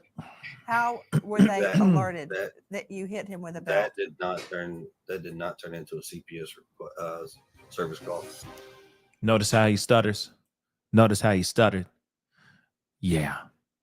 Yeah. He's like, you know what I mean? Like he up to no good, y'all. Okay. And then it ventures into Cajun Navy stuff and, whatever. Yet I still have questions about all that. The Cajun Navy stuff. For sure. I got questions about the Cajun Navy for sure. But he is lying. He constantly is lying. Now, let me just say this though too, to just err on the side of the other side of the fence really quick. Him out here lying about CPS and all that stuff does not automatically mean an admission of guilt on the disappearance of this young man. I know that some of you guys are going to be like, what? But hold on. Before you get mad, before you get angry at me, we have to think about this in, a little bit more of less visceral. Okay. Look at this in a more cognitive way. And the law. All right. I'm not sitting here saying that I'm a lawyer, but all I'm saying is just because he's lying about the A of Sebastian does not mean that is smoking gun evidence on the disappearance of Sebastian. I have to say that really quick. We have to put that out there. We have to put that on the table. I know that makes things complicated because viscerally, emotionally, we all, even myself, I still want to rip him apart because he's an idiot. I'll say it. He made some very dumb moves getting on these microphones and talking crazy. Okay. And for me, it does show that there could potentially be lying about what happens to Sebastian, or knowing whether or not Sebastian, knowing about Sebastian's last whereabouts or the timeline, etc. Okay, the part that's really bad for me that says smoking gun, because the A with the A and the CPS, it could just be him desperately trying not to look like a bad guy out here in the court of public opinion, because he already knows that everybody's side-eyeing him like a mug, and he already looks like the villain. Katie already looks like the villain as well. Let's be real. They both look like villains right now. But he could desperately be trying to cover that stuff up so he doesn't get in trouble. We have to put that out there. Okay? I'm sorry, but we do. The part that makes it really bad is that when he said, I'm willing to do polygraph test, name a place and time, and he's not willing to do it, that's very, very bad.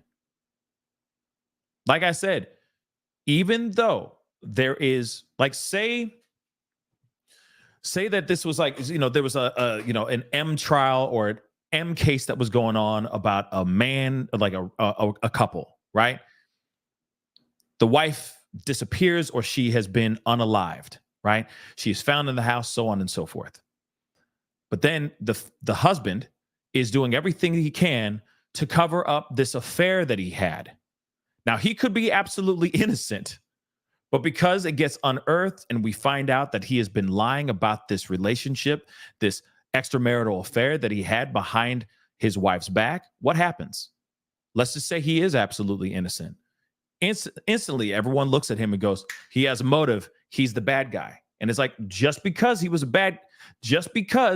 an a-hole out here stooping everything that moves behind his wife's back does not automatically mean he's the one standing over her unalived body holding the knife. You see what I'm saying? So when it comes to that, that's bad. But if he was to be on Nancy Grace and say, hey, they told me I didn't need to do a poly, so I haven't done one, but I'll do it, name and place and time. And then Nancy says, okay, here's the poly. It's right down the street. In fact, we can come straight to your home. Technology is so amazing. We got a portable thing. We could just come to your home. And he says, no. Oh, that's a wrap. It's a wrap. It's a wrap. Instantly. That's the reason why I lean on the fact of, oh, yeah, he may be guilty as hell. Okay. He got some definite skeletons in his closet, and he may know exactly what happened to Sebastian or know his whereabouts. That's the only reason why he's not willing to do a polygraph test. But as far as him doing all this, the history of A in his house doesn't automatically mean he did something. Sorry, but that's something that we need to put in the back of our brains. Now, let's talk about this polygraph test. Because I know that on other platforms, some people have talked about the polygraph test thing, because Nancy Grace definitely called him out on national TV. Okay, she called him the F out. All right. And it's not looking good for him. It looks very bad. Now, I get that polygraphs are not 100%, but it's more than just the polygraph test. If you're sitting here saying, I'm willing to do it, and then they say, okay, come on in, we got you something, we'll hook it up for you. And then you say no, you retract, and then you hide behind law enforcement as an excuse, that is very telling. It doesn't matter if they're able to use it or if polygraphs are faulty, okay? It's more than just that. It's the fact that you are now not willing to put your money where your mouth is. You are now willing to lie and talk crazy on every podcast and every TV show you can get on, and then not be able to back it up. And it shows to me his character, what kind of person we're dealing with. And possibly Katie too. I mean, you are what you eat. Okay? You are the company that you keep. Let's keep it real. And when we see this, that shows me something. That most definitely shows me something. So like I said, the interviews that we have heard and I've watched and listened to as many as I can, okay, at nauseum, because I'm sitting there going, I just want to hear what's going on here. You know, I want to know more of the truth. I want to know what's going on, so on and so forth. And from what I've seen so far, this is somebody who has not been super honest at all. He has been doing nothing but lying through his teeth, and it aggravates the hell out of me. Yeah, I said you are what you eat. Yeah, I meant that. Okay? Yes, there's a double meaning in that. Come on, y'all. I'm Shakespeare up in this biz naive. Y'all need to catch up. Y'all need to get with the program. You see what I'm saying? Get that glossary. Make sure that table of contents is open. Okay? Make sure that the thesaurus is open. I'm Shakespearean up in this mother lover. There's double meanings in everything. All right? But like I said, it is very important. I can't believe I'm even saying anything to the Proud Feets.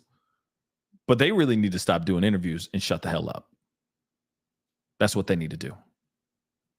Because right now everybody's going to be looking at them going, sup, though.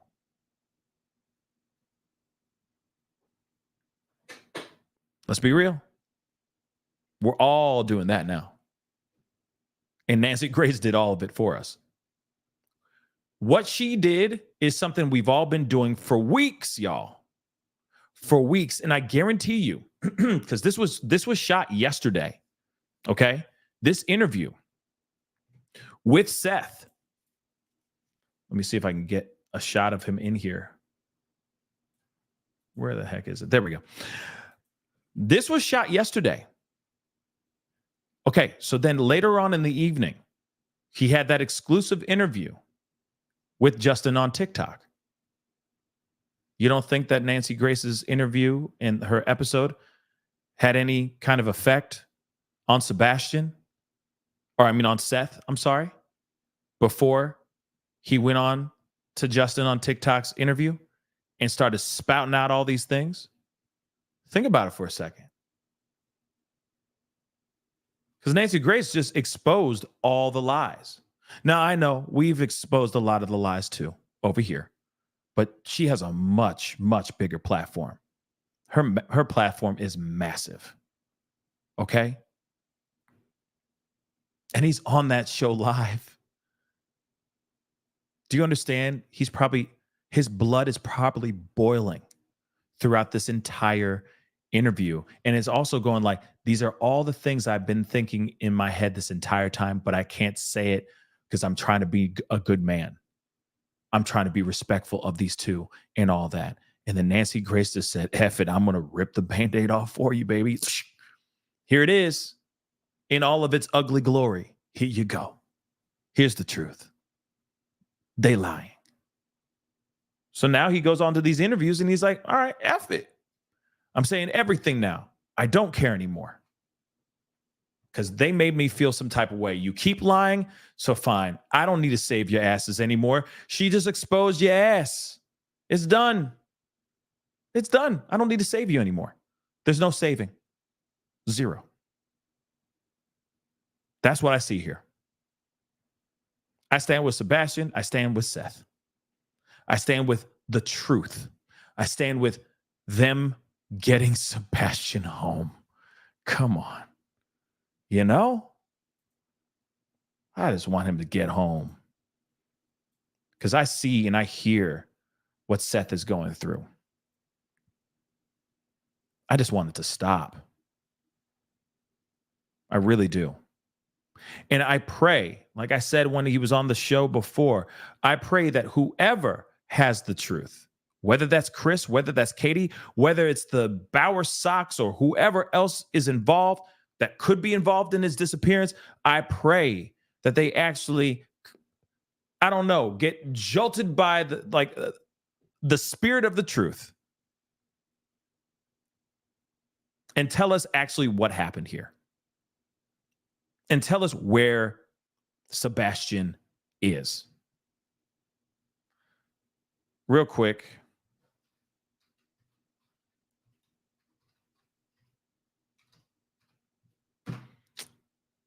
I'm opening up the phone lines. just for a spell. All right. Just for a spell. All right. I don't know why I'm in a Tennessee Williams play suddenly, but still, just for a spell. All right. Give me a call. Keep it respectful. Don't be a jerk. If you're an ass, I hang up on that ass. Okay? Just so you know. But I want to hear your thoughts. There was a lot to digest. There was a lot of information that we just divulged in for the last 3 hours. Let me hear your thoughts. What do you feel? Okay? Again, I'm praying for the family. I'm praying for Seth and his family, his side of the family. I don't know about the Bauer Sox so much. I am still curious about them leaving. If that has anything to do with Sebastian's disappearance, I don't know. Those are just some things I'm still trying to wrap around in my head right now. But I want proof. Proof of those tickets, plane tickets, whatnot, being bought well in advance, because it could have been something that was planned ahead of time. But still, even for myself, even if it was my step grandson, I'd still be there. I wouldn't be like, well, I got to go to Alaska. My bad. We got to go. Nah, I'm not doing that, yo. I'm not doing that. I'm going, okay, I can easily call the company and say, we have a tragedy. We're still trying to figure some things out. We'd like to put these tickets or move these tickets and put them on hold for another time. You see what I'm saying? So the fact that they actually picked up and kicked rocks is weird to me. During a time of crisis, they still left. That's weird. Does it mean that they did something or that they have their hand in the disappearance of this young boy? No, it does not. It just looks suspicious. And yes, Lynn, you're right. It was a private plane. So you know for damn sure that they could have been like, yeah, we're going to reschedule our flight. They could have easily done that, yo. And what happened? They didn't do it. That's weird. Hey, you're on the mic with the Pascal Show. What's your name? Where are you calling from? Your favorite mod who disappeared on you. Hey. What's up? How you doing? I am doing good. There we go. I am so stressed out about this case. I can't see straight. No doubt. I think they're guilty as all get up, and I know I have to say allegedly because I work for you. They're guilty. Sorry. Damn allegedly guilty. Damn guilty. Damn guilty allegedly. That's that. It's unfortunate until police actually have some smoking gun evidence. Yeah, that's what we're gonna have to sit on. Yeah. Sorry, I had to disappear for an hour. Oh, you're good. I ain't mad at you. It's all good. I was like trying to drive, and I'm looking down at my phone, going, "Don't look at your phone. Don't look at your phone." No. You're good. You're good. I appreciate your passion and your energy. Real talk. S Dubs is in the house, guys. So give her some love. Okay.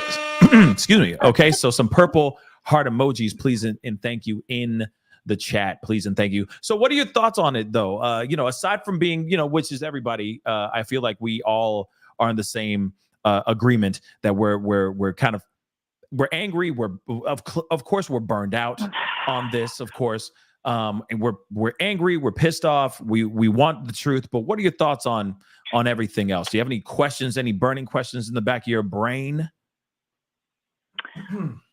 I would like to know, one, why he no-shows the polygraph.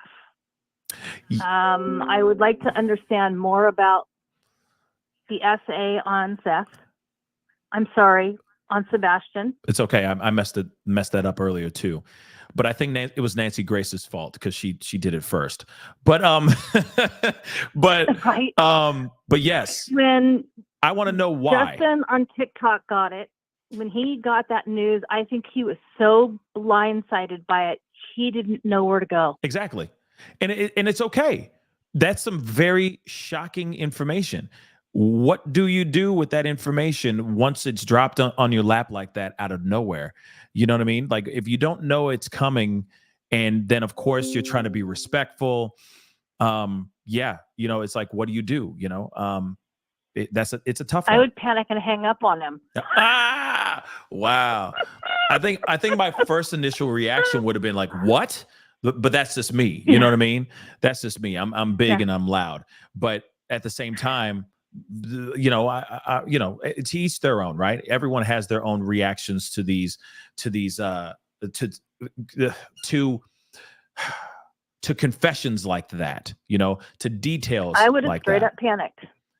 Yeah, I would have straight up panicked. it's a lot. It definitely is a lot to And consume. Go ahead.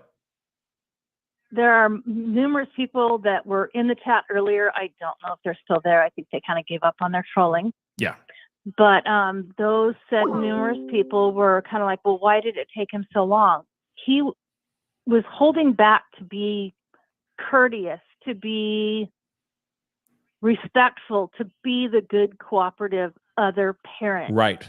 I wholeheartedly believe that. And I think people who don't understand that have never been in a divorce situation, have never truly co-parented. And I mean truly co-parented. It takes getting along. And from day one, I never saw the proud feet, smelly feet, getting along with them. Nah. They ignored him like he wasn't the dad. Oh yeah. And it bothers the shit out of me. Sorry, Pascal. Oh, you're good. It's okay. It's okay. But it burns my cookies. It burns my cookies too, because I feel like what we all have been feeling for a long time is now starting to get unearthed. And I think it started with Nina. And then now, of course, since this Nancy Grace interview came out, which was recorded yesterday, by the way. So that's why I'm saying, I think that's the reason why Justin on TikTok was able to get that interview, or was getting that revelation, because that was the first interview, I think, that he did after this interview with Nancy Grace. And he was like, F it, I can't take it anymore. You know, now it's time to just rip the Band-Aid off. Nancy Grace has already done it. Now it's just time to tell the truth of exactly the type of people that I've been dealing with for the past some odd years. And it's shocking, but you know, it is necessary to a certain extent. But you know, I still say we need to know, you know, is this the reason why he disappeared? Does this have anything to do with his disappearance? This info. You see what I'm saying?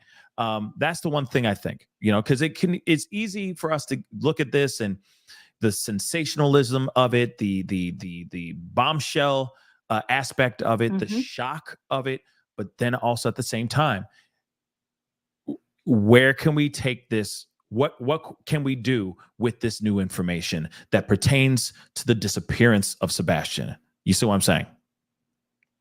I do. And sadly, I think when parents have a history of certain things, right?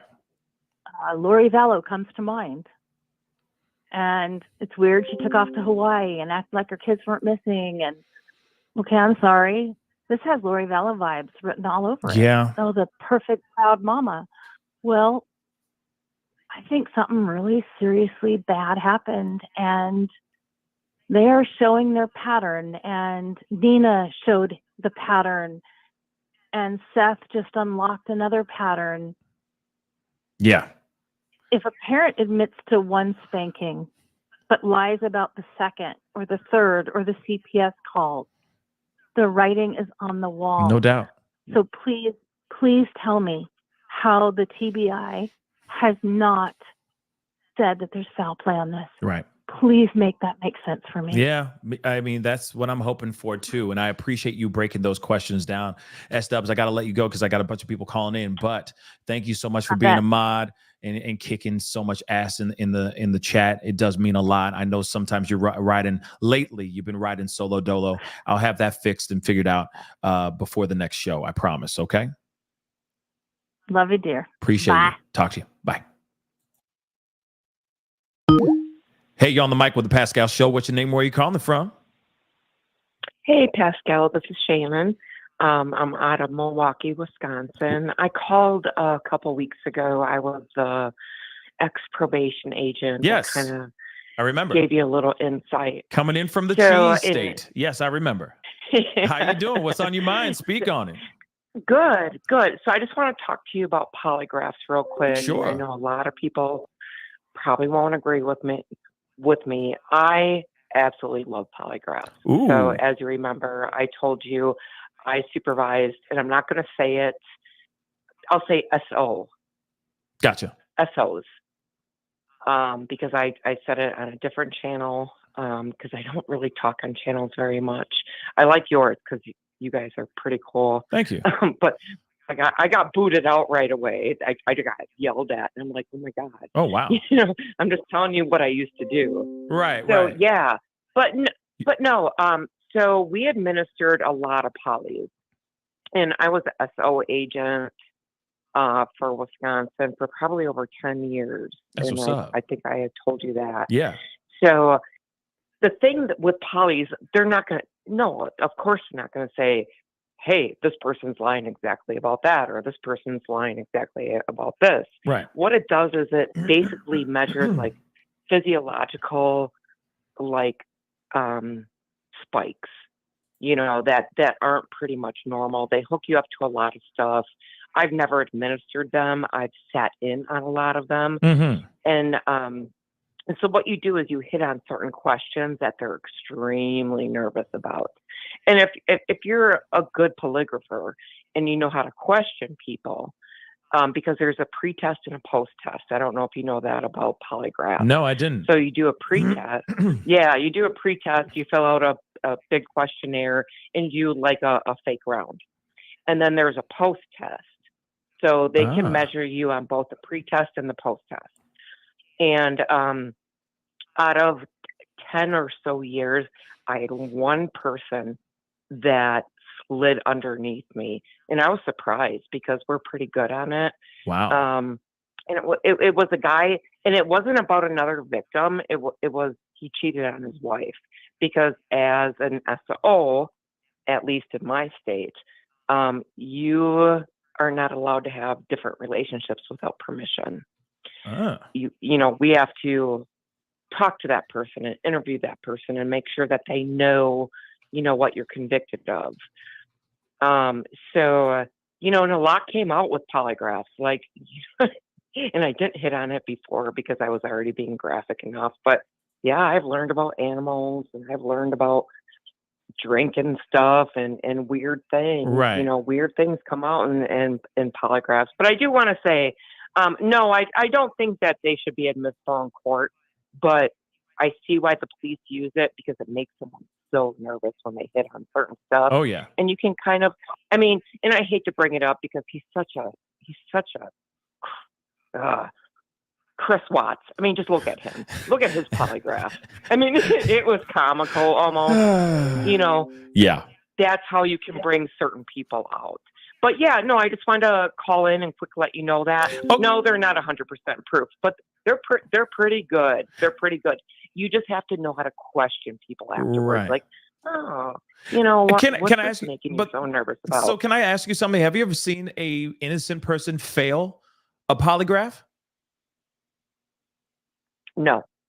Well, that's because I only supervise convicted sex offenders. Oh, word. Oh, I'm sorry. No, you're SOs. good. You're SOs. okay. You're okay. You only said it once. You're okay. You're fine. You're doing beautifully. So it's not like I was an independent detective working for like a police department, and Right. you try to. I already had people coming to me where the court convicted them, and they were on paper, meaning supervision. Gotcha. And so we already kind of knew their habits. And every 6 months, my county that I worked in was they're a very progressive county. Gotcha. They're good. And, that's, and I'm sure they still do it now, Mhm. but that's what we did every 6 months. But as far as that question, I can't answer that fairly. No, I understand that. Because it's all subjective as well. And then of course, polygraphs are, kind of wonky, but they're a nice tool. They're a nice tool. Actually, it's just a nice tool for police departments. If, hey, this guy's kind of fishy, let's see if he's a sucker and goes into our polygraph. Right. But then I keep wondering, and about him though. Right. So the two of them call in. He allegedly was in Memphis working on a crane, and he was in Memphis on a job. but still TBI or the police decide not to run a polygraph test on him, which doesn't make any sense to me because they're allegedly the last two people he's connected to the disappearance. Now, she did a polygraph and allegedly passed. So let me ask you this. Sorry, that was a weird train of thought thing, but I do want to ask you this. Are they going to turn to you and say, your name's Shanna, right? Right? Yes. Okay, I just want to make sure. Like, say you did a polygraph test, okay, with 5-0, and you're a part of some big, huge mystery like what's going on with Sebastian. Will 5-0 come up to you and say, "Well, you passed the test, Shanna. Good job." Do they do that? No. Thank you. No. Oh my God. Oh my God. No. So they don't do that. No, even if you pass it, and if they still feel that you're guilty, they'll still kind of process it a little Thank bit. you. Thank you, Shanna. So, I mean, Oh I'm my not God. going to lie. Thank you, Shanna. But, No, because yeah, that's big. That's big news. So why is Katie out here trying to say that she passed because she was able to walk out the front door without them putting shackles on her? Well, is that why? See, I don't see proof. I don't see proof of that. So I don't know if Katie passed. The whole thing, a lot is coming out that there's a lot of trauma in that family. And, back in even though I've been in law enforcement for a long time, back in the day, I did date a captain, and he was very narcissistic, and just like all these things are springing out at me with this Chris guy. I think he beat him. Thank you. A lot more than what he's saying. You don't hit a kid. Sure. Oh, one good swat. No, on the butt that's not happening. Especially when he used to backhand his other stepchild. Exactly. So to me, Sebastian, and I'm so sorry for saying this, Seth. Sebastian is a perfect victim for Chris. He is a perfect victim. Yeah. He's autistic. He can't function on the same level. He's high functioning, but he's not the same functioning as maybe you or me. And Right. I don't even want to say that example because I don't know you and you don't know me. Right. But I think you know what I'm saying. No, I get it. No, you're. And plus the whole essay thing with him being concerned about his daughter and just what his ex-wife said. And it speaks volumes. I do want to say that ex-wives, people get really uptight and traumatic about their past experiences. But just her saying that, he kept saying, "Nina, I got to tell you something." That bothers me. That is kind of weird. It's almost kind of like I'm about to show something off. Like I'm about to tell you something big, and it's a big deal. But it's not in a tragedy. It's more like like I just won $500. You know what I mean? I just saved $500 by switching to Geico. You know what I'm saying? It just feels Yeah. a little bit like he's about to show off something. Real quick, people are talking about this HIPAA violations. Could you talk about that really quick? Because there's, I guess he wasn't willing to do it because of HIPAA violations. What's up with that? A polygraph. Polygraph has nothing to do with HIPAA. Thank you. Oh my God. HIPAA is where. So I've done HIPAA so many times. You basically can't share like personal type of information if like you're a provider. Like, so I put a lot of my people out to mental health treatment, or AODA, which is I call it AODA. It's alcohol and drug treatment, or even psychiatric treatment. HIPAA is where, hey, I'm not going to share your social security number. I'm not going to share your birth date. All other things are on the plate.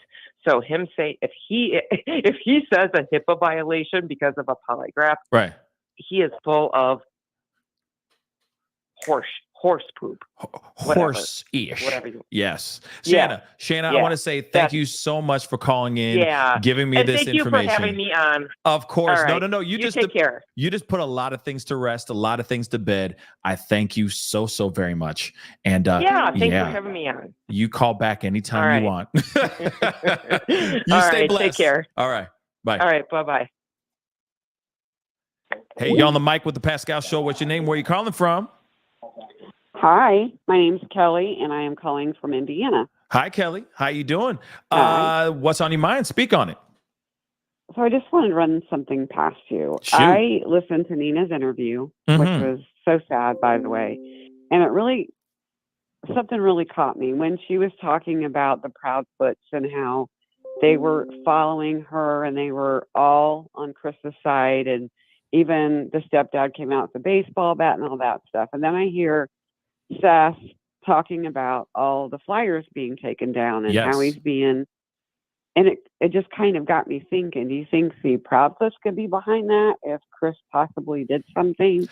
I am quite curious about the flyers being taken down, them being volunteers and other people, including Seth, being followed out here in these streets as well while they're conducting the search, trying to find Sebastian. It is a little bit weird that there are other people lurking in the background and watching people. But then to add insult to injury is the fact that that people are literally ripping down the flyers. Something's not right. Something's rotten in Denmark. Something's rotten in Denmark for sure. What were you going to say? Say that again. I'm so sorry. I just don't think the community would do that. I don't think that community would go and rip down the flyers. I think there's something more going on. Yeah. Something's definitely going on. Someone doesn't want Sebastian found. Absolutely. It has to be the person that's guilty. Absolutely. Because, and then also the fact that Cajun Navy were receiving threats. Let's not forget. And I didn't play that with from the Nancy Grace show, but there's a segment that they talk about how they played that stuff for Nancy as well. So they do have on video. I listened to that. Yeah, they do have on video people sending them threats, Cajun Navy, and they said, well, we don't trust it. We got to go. We got to get out. So whatever happened, they got enough threats to scare them to leave from searching Sebastian, which is wild. So to me, it seems like there's some other entity or somebody else doing some really, really bad things and causing a lot of issues right now. Why? I don't know. Is it connected to the Proudfoots? I don't know. I mean, I feel like it is a strong connection, but we have no confirmation on that. Whoever is lurking and following people, somebody needs to catch these mother lovers. You know what I mean? I feel like this is like an episode of like some detective show or something like that. That somebody needs to shake this guy down and find out who it is. You know what I mean? No, I was asked to do this by Shifty. Shifty's the one who told me to do this. Like, I don't know. You know what I mean? Like, it just seems so much like out of a movie or like a really, really crappy Netflix true crime miniseries. You know what I'm saying? Right. It's pretty weird. But, I don't trust Chris Proudfoot. I think I will say it. This is just my opinion. I think he's guilty, and I think his family's behind it. That's how I feel, anyway. Yeah. Well, I will say, I'm hoping that more truth comes out. I hope that a lot more gets unearthed very, very soon. But thank you so much for calling in, and I'll see you in the family chat. All right. Stay blessed. All right. Thanks. Thank you. Bye. Bye-bye. Hey, you on the mic with the Pascal Show. What's your name and where you calling from? Rachel, Ohio. Ohio. What's on your mind? Speak on it, Rachel. I just want to say a little bit, not much. Shoot. About Chris. I feel like he's guilty and he's hiding something. I hate to say, sadly, I feel in my heart as a mother that he just did something to him, or he recruited his mom and stepdad to kidnap him and take him to Alaska. Either that or they did something to him sinister. I hate to think that with everything that's coming out so far and his dad Seth believing that he's still alive, but I feel like in my heart, like I said, as a mother, I feel like he's deceased. Yes, I think that there is a lot going on with these two. One of them knows something, if not both. Yeah. They know something that's going on, and I don't know what it is. It's driving me crazy. But hopefully we find out something here very, very soon. You know what I mean? It's Interesting. I'm waiting Yeah. for somebody to slip up. That was a big slip up. The fact that they're not willing to do that, Chris was not willing to do a polygraph test. That's a big slip up in my personal opinion. But I need more. What? You see what I'm saying? Yeah, well, not mean to cut you off, but what I No. don't understand, Pascal, is the thing is that why would they leave to what state was that they moved to, or supposedly went on vacation to Washington, whatever state that was? Why would they do that with their child missing? Like, make it make sense. Absolutely. That now, just so you know, just to clarify things, it was the grandparents, the step grandparents that took off. But that's still weird. Oh, okay. No, just so you know, it was the Bauer Sox, not the Proudfoots. The Proudfoots were at home at that time, allegedly. But the Bauer Sox were the ones that left to around 2 days after the announcement, the reporting of Sebastian being missing. But then they went off all the way out to Alaska, which is still very weird to me. Okay. Just to be completely honest, it's very, very weird. So we'll see what happens, but I'm waiting for them to slip up a little bit more. But Nancy Grace broke it all the way down and called his butt out.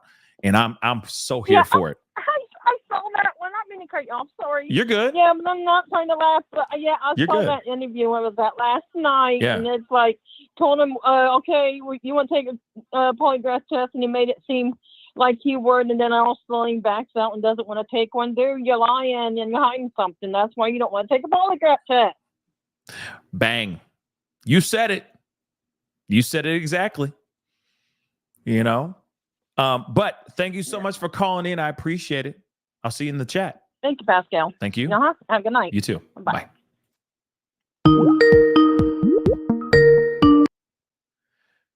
Hey, you're on the mic with the Pascal Show. What's your name? Where are you calling from? Okay, lost you there. I want to take a few more calls.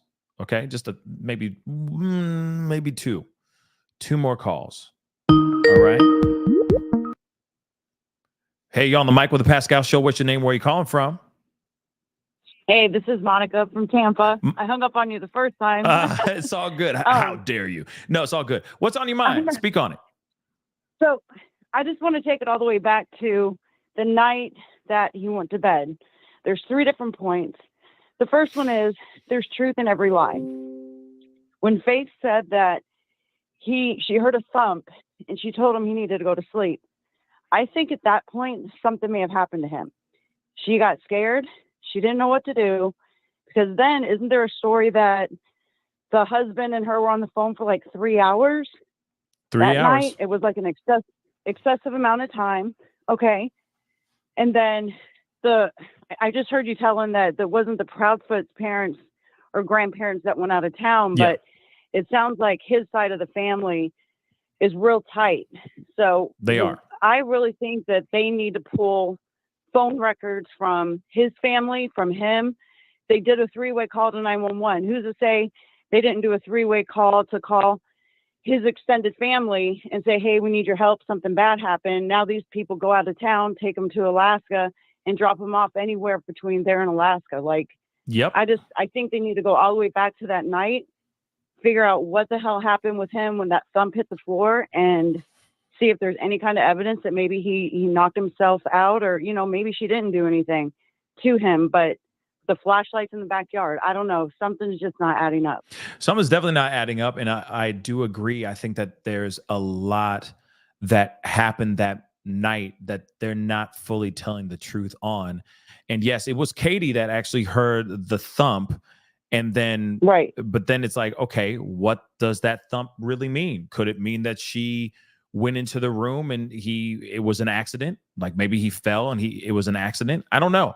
I know that he there's just so many things that just don't add up. Now, I will say though, just a little pushback. I'm not sitting here trying to be on, anybody's side or team Proudfoots or anything like that, but just to put in consideration, her man was living away from her for months at a time. Like he literally was like living in Memphis. So what are the chances of her being on the phone with him for those 3 hours? Because, like she's with her, that high school boyfriend. She just never leaves him off the phone until they fall asleep type thing.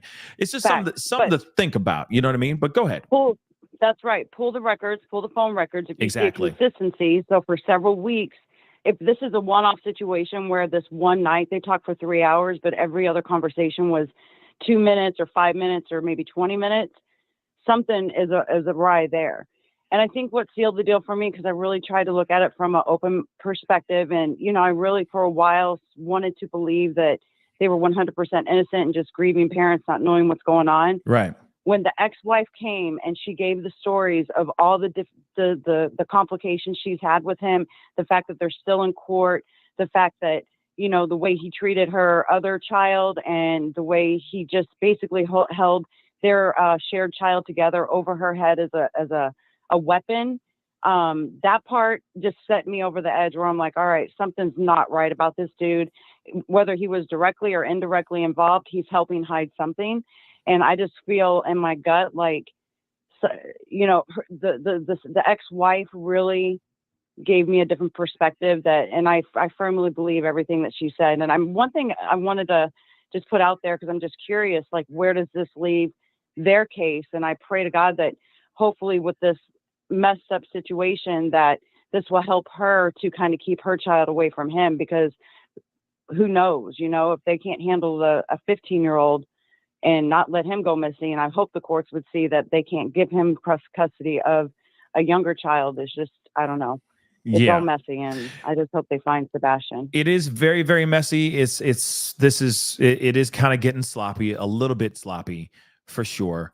But at the same time, I feel like we're now starting to slowly but surely start getting some more I think, is it crucial information? I don't know.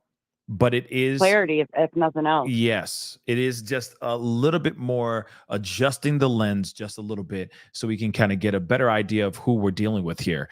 And it's and maybe Seth opens the door wide open. We may have just got a taste of his thoughts and emotions in this last interview, and now he's just going to let the floodgates open and really let us know who we're dealing with. Whether, like you said, it's just he's a bad person, like he might have cheated on a wife or whatever. He could just be a bad person and not had anything to do with it. But I hope Seth really just keeps it 100 with us and lets us know, like, what kind of people we're dealing with. Yeah, I really think he's in the no more Mr. Nice Guy situation now. So we're going to see some Point stuff. blank period. Point blank period. But thank you so much for calling in. I'll see you in the chat. All right.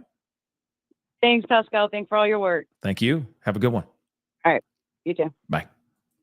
All right, that is the end of the Speak On It. Okay, I appreciate everybody for calling in. I'm sure some stragglers are still going to be trying to call in, but I do appreciate it. Speak On It's over. Okay, just so you know. All right. I appreciate you guys for being in here and being a part of the conversation. Let me get some of these super chats really quick. Thank you so much, Trisha, for the $10 super sticker. That really does mean a lot. Mimi, thank you so much. Modan was very bad in chat. Be respectful or go peace. Everybody just needs to be, I think it's Modine, but everybody just needs to be chill and cool. All right. Trisha Burbank, thank you so much for becoming a member. Okay. Just like Trisha, please become a member. That'd be greatly appreciated. Cake, thank you so much. Also, who goes straight to law enforcement after being asked to take a polygraph and go, Mom, am I allowed to do this? Right? Like, he has to ask permission. Absolutely. Ain't that some crazy stuff? The fact that he's hiding behind 5-0 like that, he can do whatever the hell he wants to be honest. He is a citizen. He is free. He is not locked up. He is not a prisoner. He can do whatever the hell he wants. But at the same time, this mother lover, this piece of work is literally sitting there going, well, they told me that I can't do it. That's messed up, y'all. Okay? That's really messed up. Sheila, thank you so much. I'm relishing with you. You're a crack up. Thank you. I'm glad I made you laugh. Yes. Like I said, you went on Nancy Grace. Who does that? Who goes to Nancy Grace? Like, really? Who goes on Nancy Grace and lies? I'm just saying. Who does that? Oh, he does. Moving on. Cassie, thank you so much. Justice sent you a link of Court TV today by Interver. I don't know what that means. Sent you a link of Court TV today by Interver. Don't know. Interver. Interver. I'm going to have to take a look and see what you're talking about.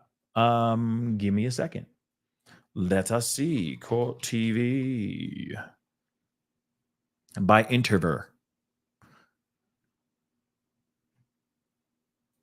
Let us see. Well, there's nothing so far. I don't see anything so far, guys. Personally, if there's anything from Court TV out here, that is all news to me. Yeah, I don't see anything. I mean, I know that Vinny Paladin, if I'm correct, he did an interview with, he also did an interview with Seth Rogers. That is very true. Shout out to Vinny. Okay, Closing Arguments. Great show as well. All right. But thank you so much for the heads up. All right. Charlie Miller, thank you so much.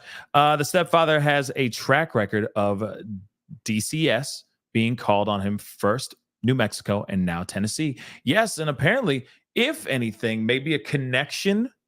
Maybe he didn't mention California because maybe that CPS call was not made on him. Maybe it was called on Katie, but still, no matter what, he didn't say anything about CPS being called in California that I found to be interesting. But that may be because of semantics, because of because of technicalities. You see what I'm saying? So we'll see. Shenanigans. Thank you so much for the $10 super sticker. I really do appreciate it. Thank you so very much. Mimi, thank you so much for the love for the super sticker.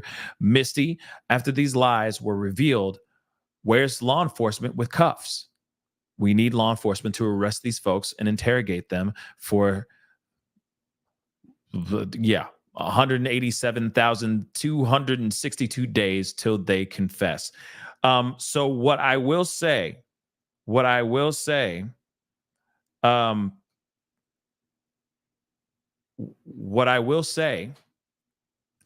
is law enforcement is not going to show up with cuffs just because he's not willing to do a polygraph. There needs to be more smoking gun evidence.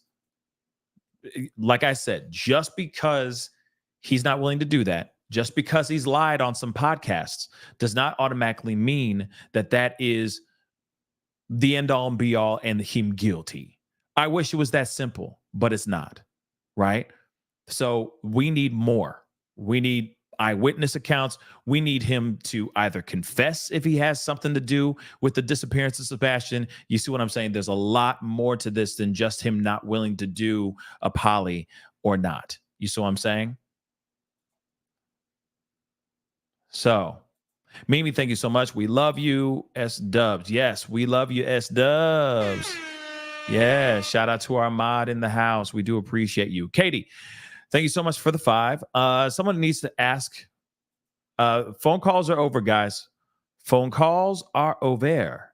All right. Someone needs to ask the estranged stepbrother what is in Alaska or any inside information about where they would go once there. You know what? I'm very interested to hear what the stepbrother has to say as well, because maybe there is something about Alaska. I don't know what that could be, but that is very interesting nonetheless. The fact that the Bowersox jumped into a car, did a cross-country trip up to Seattle, then hopped on a private plane and flew to Alaska. That is weird. And the only reason why it's weird is because of the timing. But I am also curious as to when they made those, when they purchased the tickets to fly that plane or arranged the flights and all that stuff. I am curious because that road trip could have happened when Sebastian was found and brought back home. That whole thing could have waited. If it was a private jet, they could have said, yeah, we need to cancel. We need to cancel this whole thing. So on and so forth. It wasn't like they were flying Delta or American or Southwest. And they're like, oh man, tickets will, the money will be wasted. Okay. So I don't understand why they still went on that trip even after the fact. It doesn't look good, period. No one. Thank you so much. Great job breaking all this down. Thank you so much. I really do appreciate it. No one. That really means a lot. Mimi, thank you so much. Guys, can we please send heart emojis for Raven? Thank you. Yes. Hopefully you guys did when they called. Mimi, thank you so much for the super sticker. I really do appreciate it. Thank you so very much. Okay. What's going on here?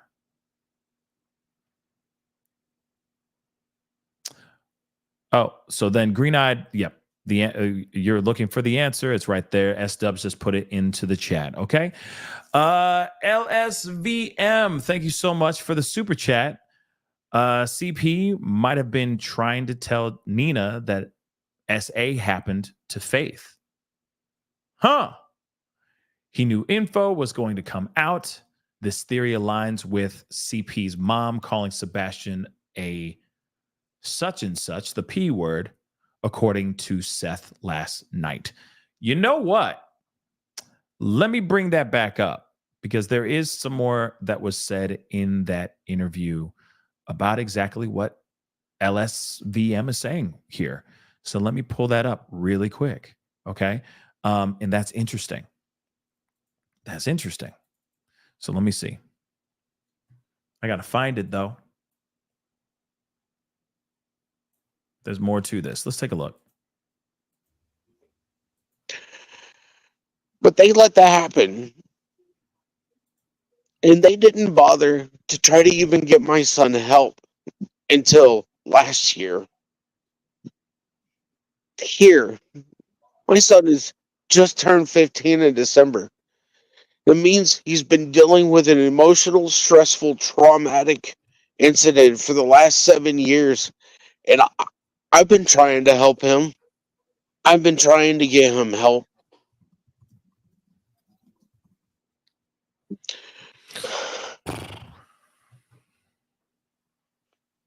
Going to talk to his doctor and telling them what happened.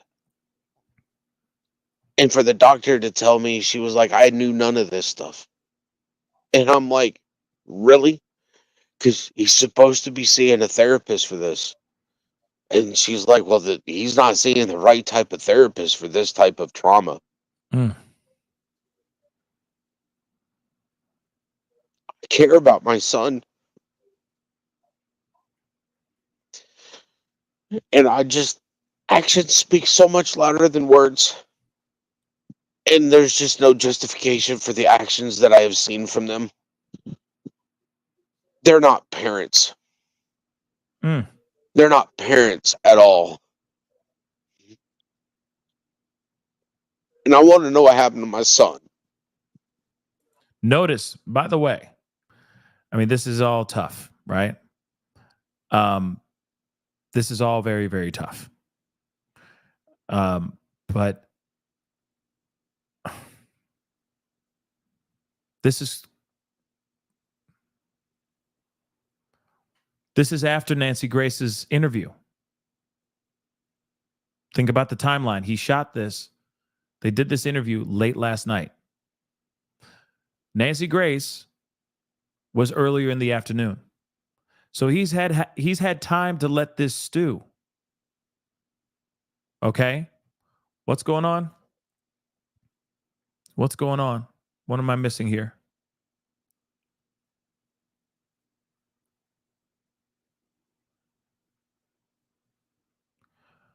Green-eyed PI wants to call in. Okay, fine. Yeah, you can call in, Green-eyed. Only you though. Give me comment your area code. Okay?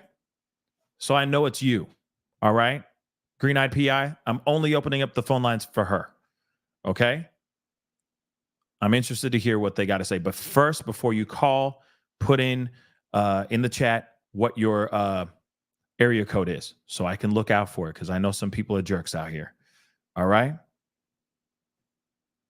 I'm sorry. I'm focused on this and conducting a doggone show. Okay? So I'm looking out for it wherever they are.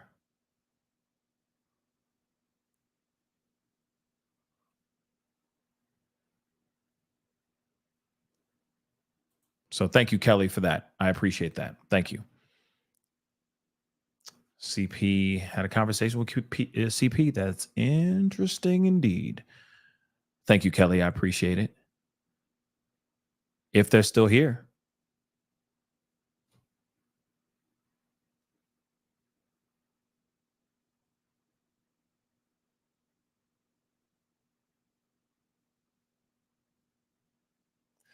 Yeah, Casey, I'm gonna take a look at the one with Vinny for sure.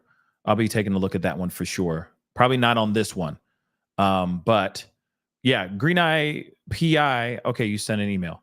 Hold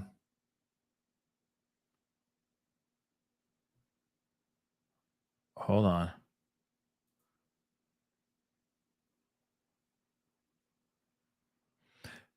Yeah, go ahead and call in. But I just want to know what your area code is, so I know it's you calling, Green Eye. Make it quick though. Please make it quick. I'm trying to wrap up this show. Just type in your area code and call. That's simple, all right? But I'll keep an eye out. But see, no matter what, this is some very tough stuff. Okay, just going back into the conversation here. All right, it is very, very tough stuff. And to be on to even know that this happened to your own child is would anger the hell out of me too. Okay.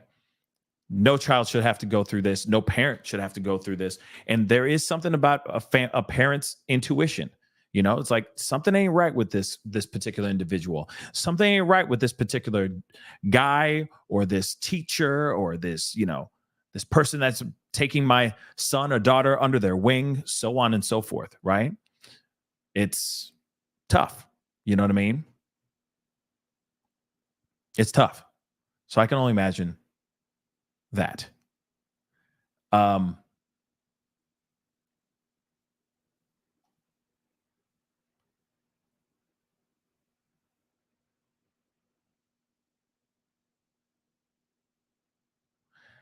waiting for the area code.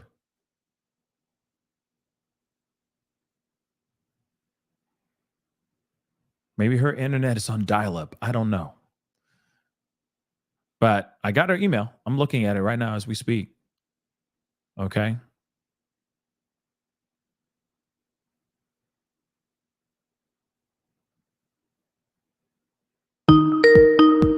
Okay.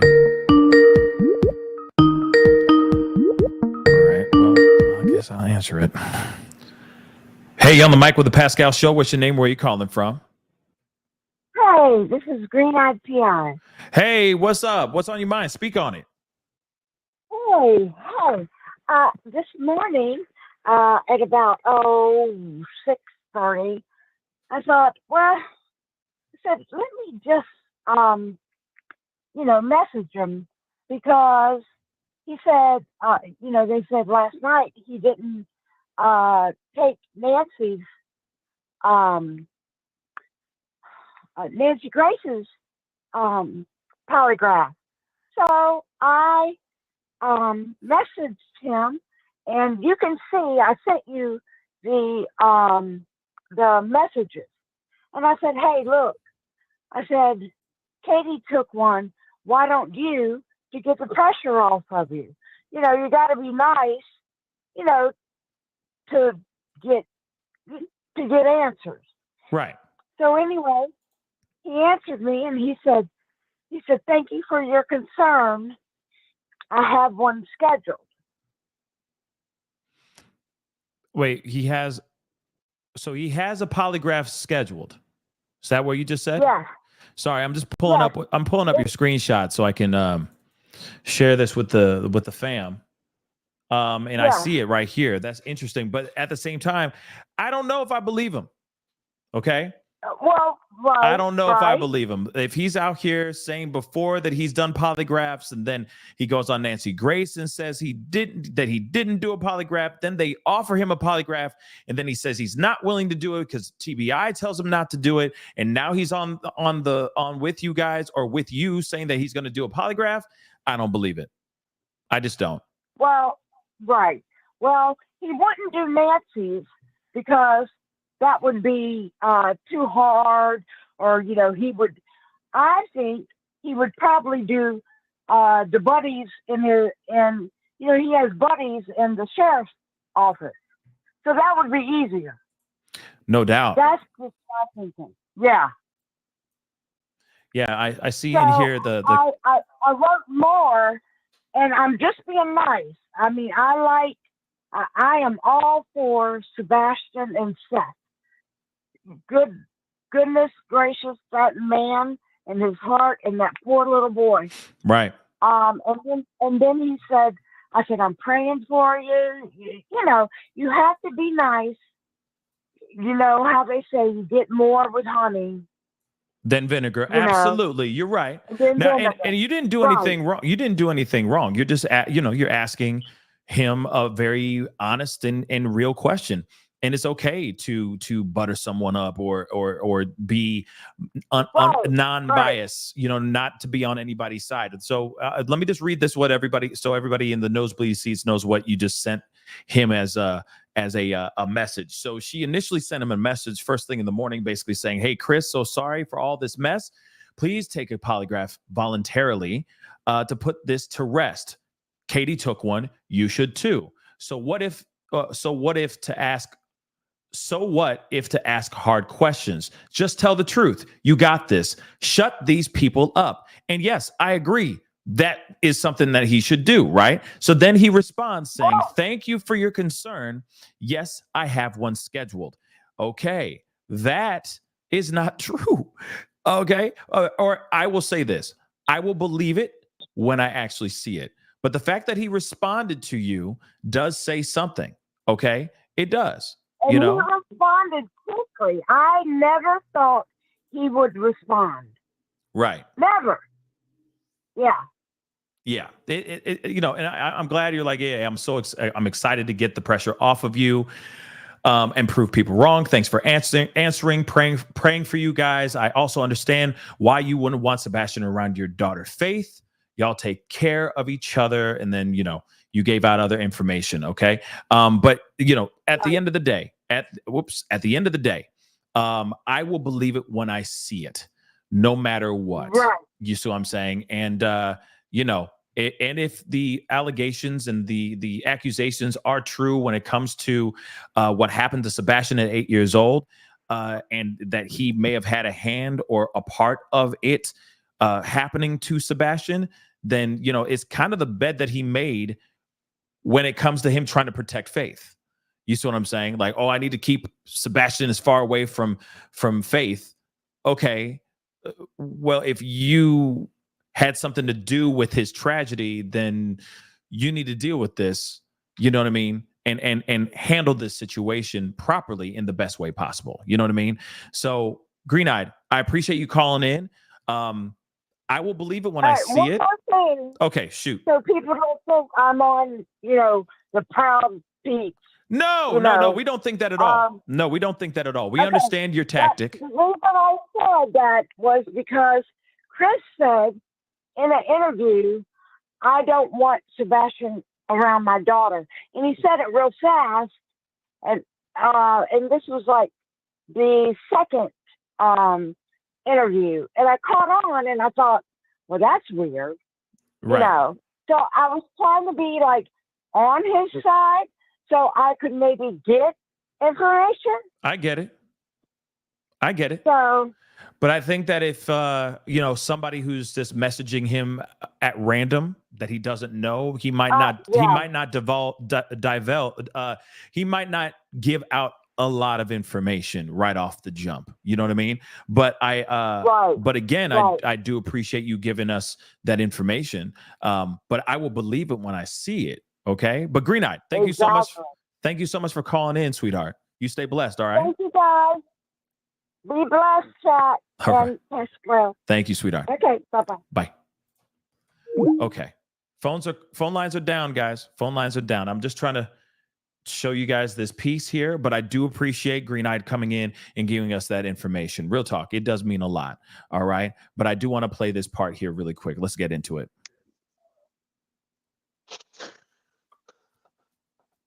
You deserve to know what happened to your son. Every bit. And I'm sorry, I don't think any of us were aware of that. And I am so sorry that, number one, that he went through that, and two, that as a parent, you know, you're going through a parent's worst nightmare, but that's like the second worst nightmare.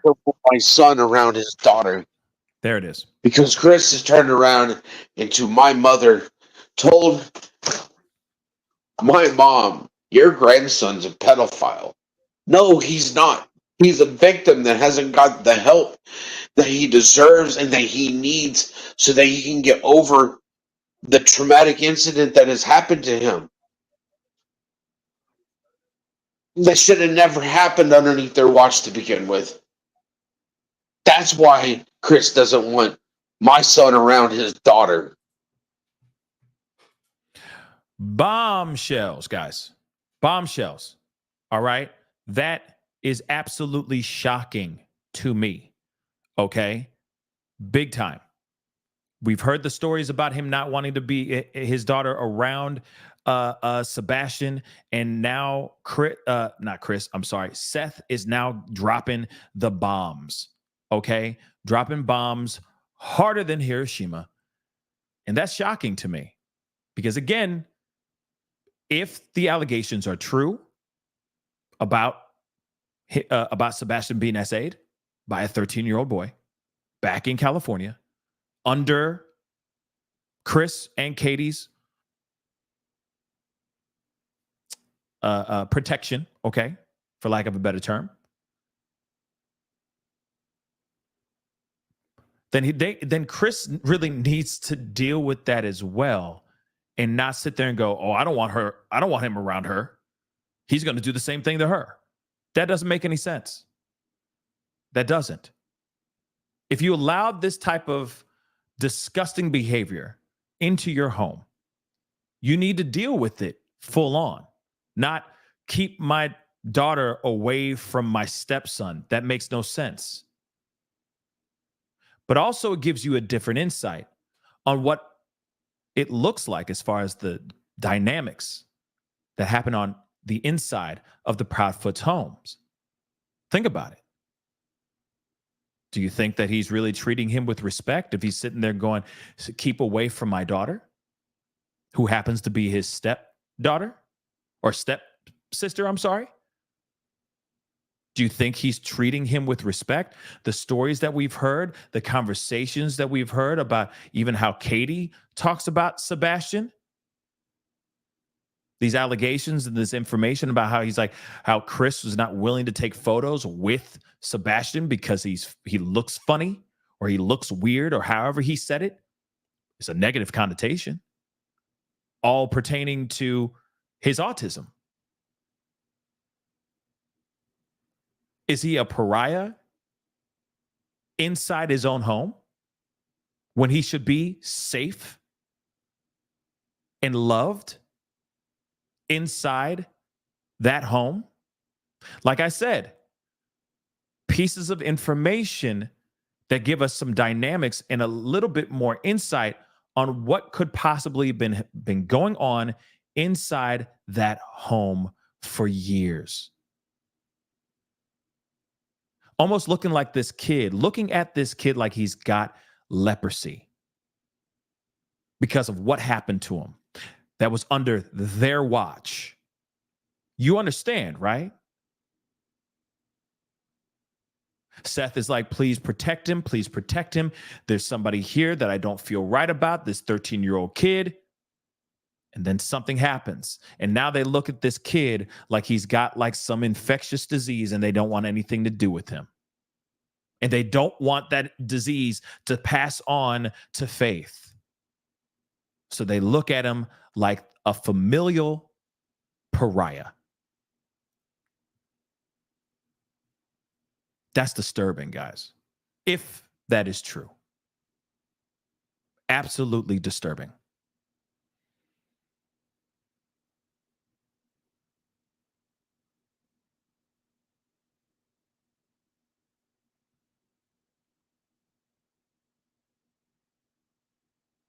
Also, I will say this too. CD just said something.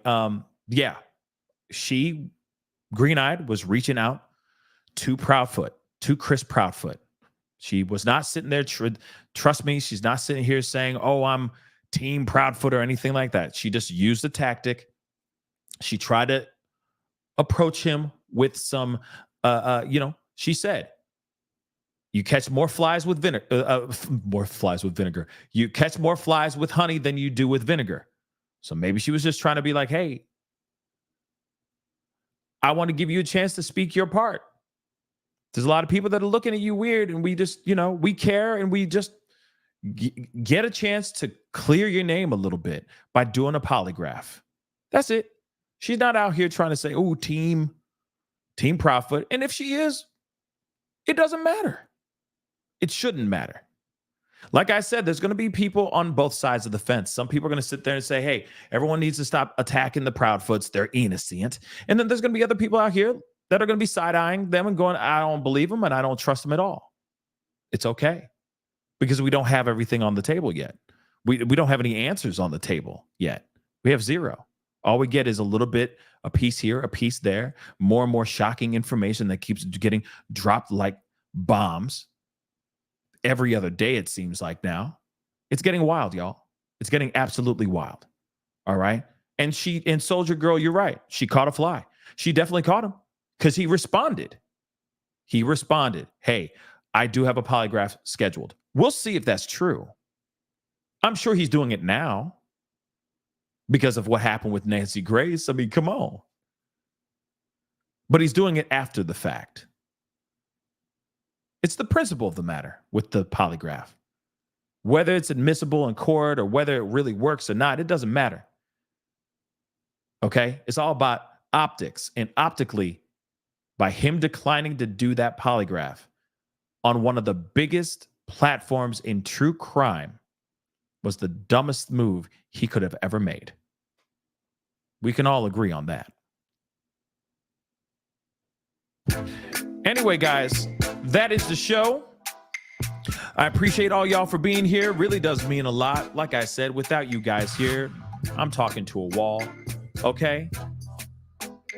I really do appreciate it.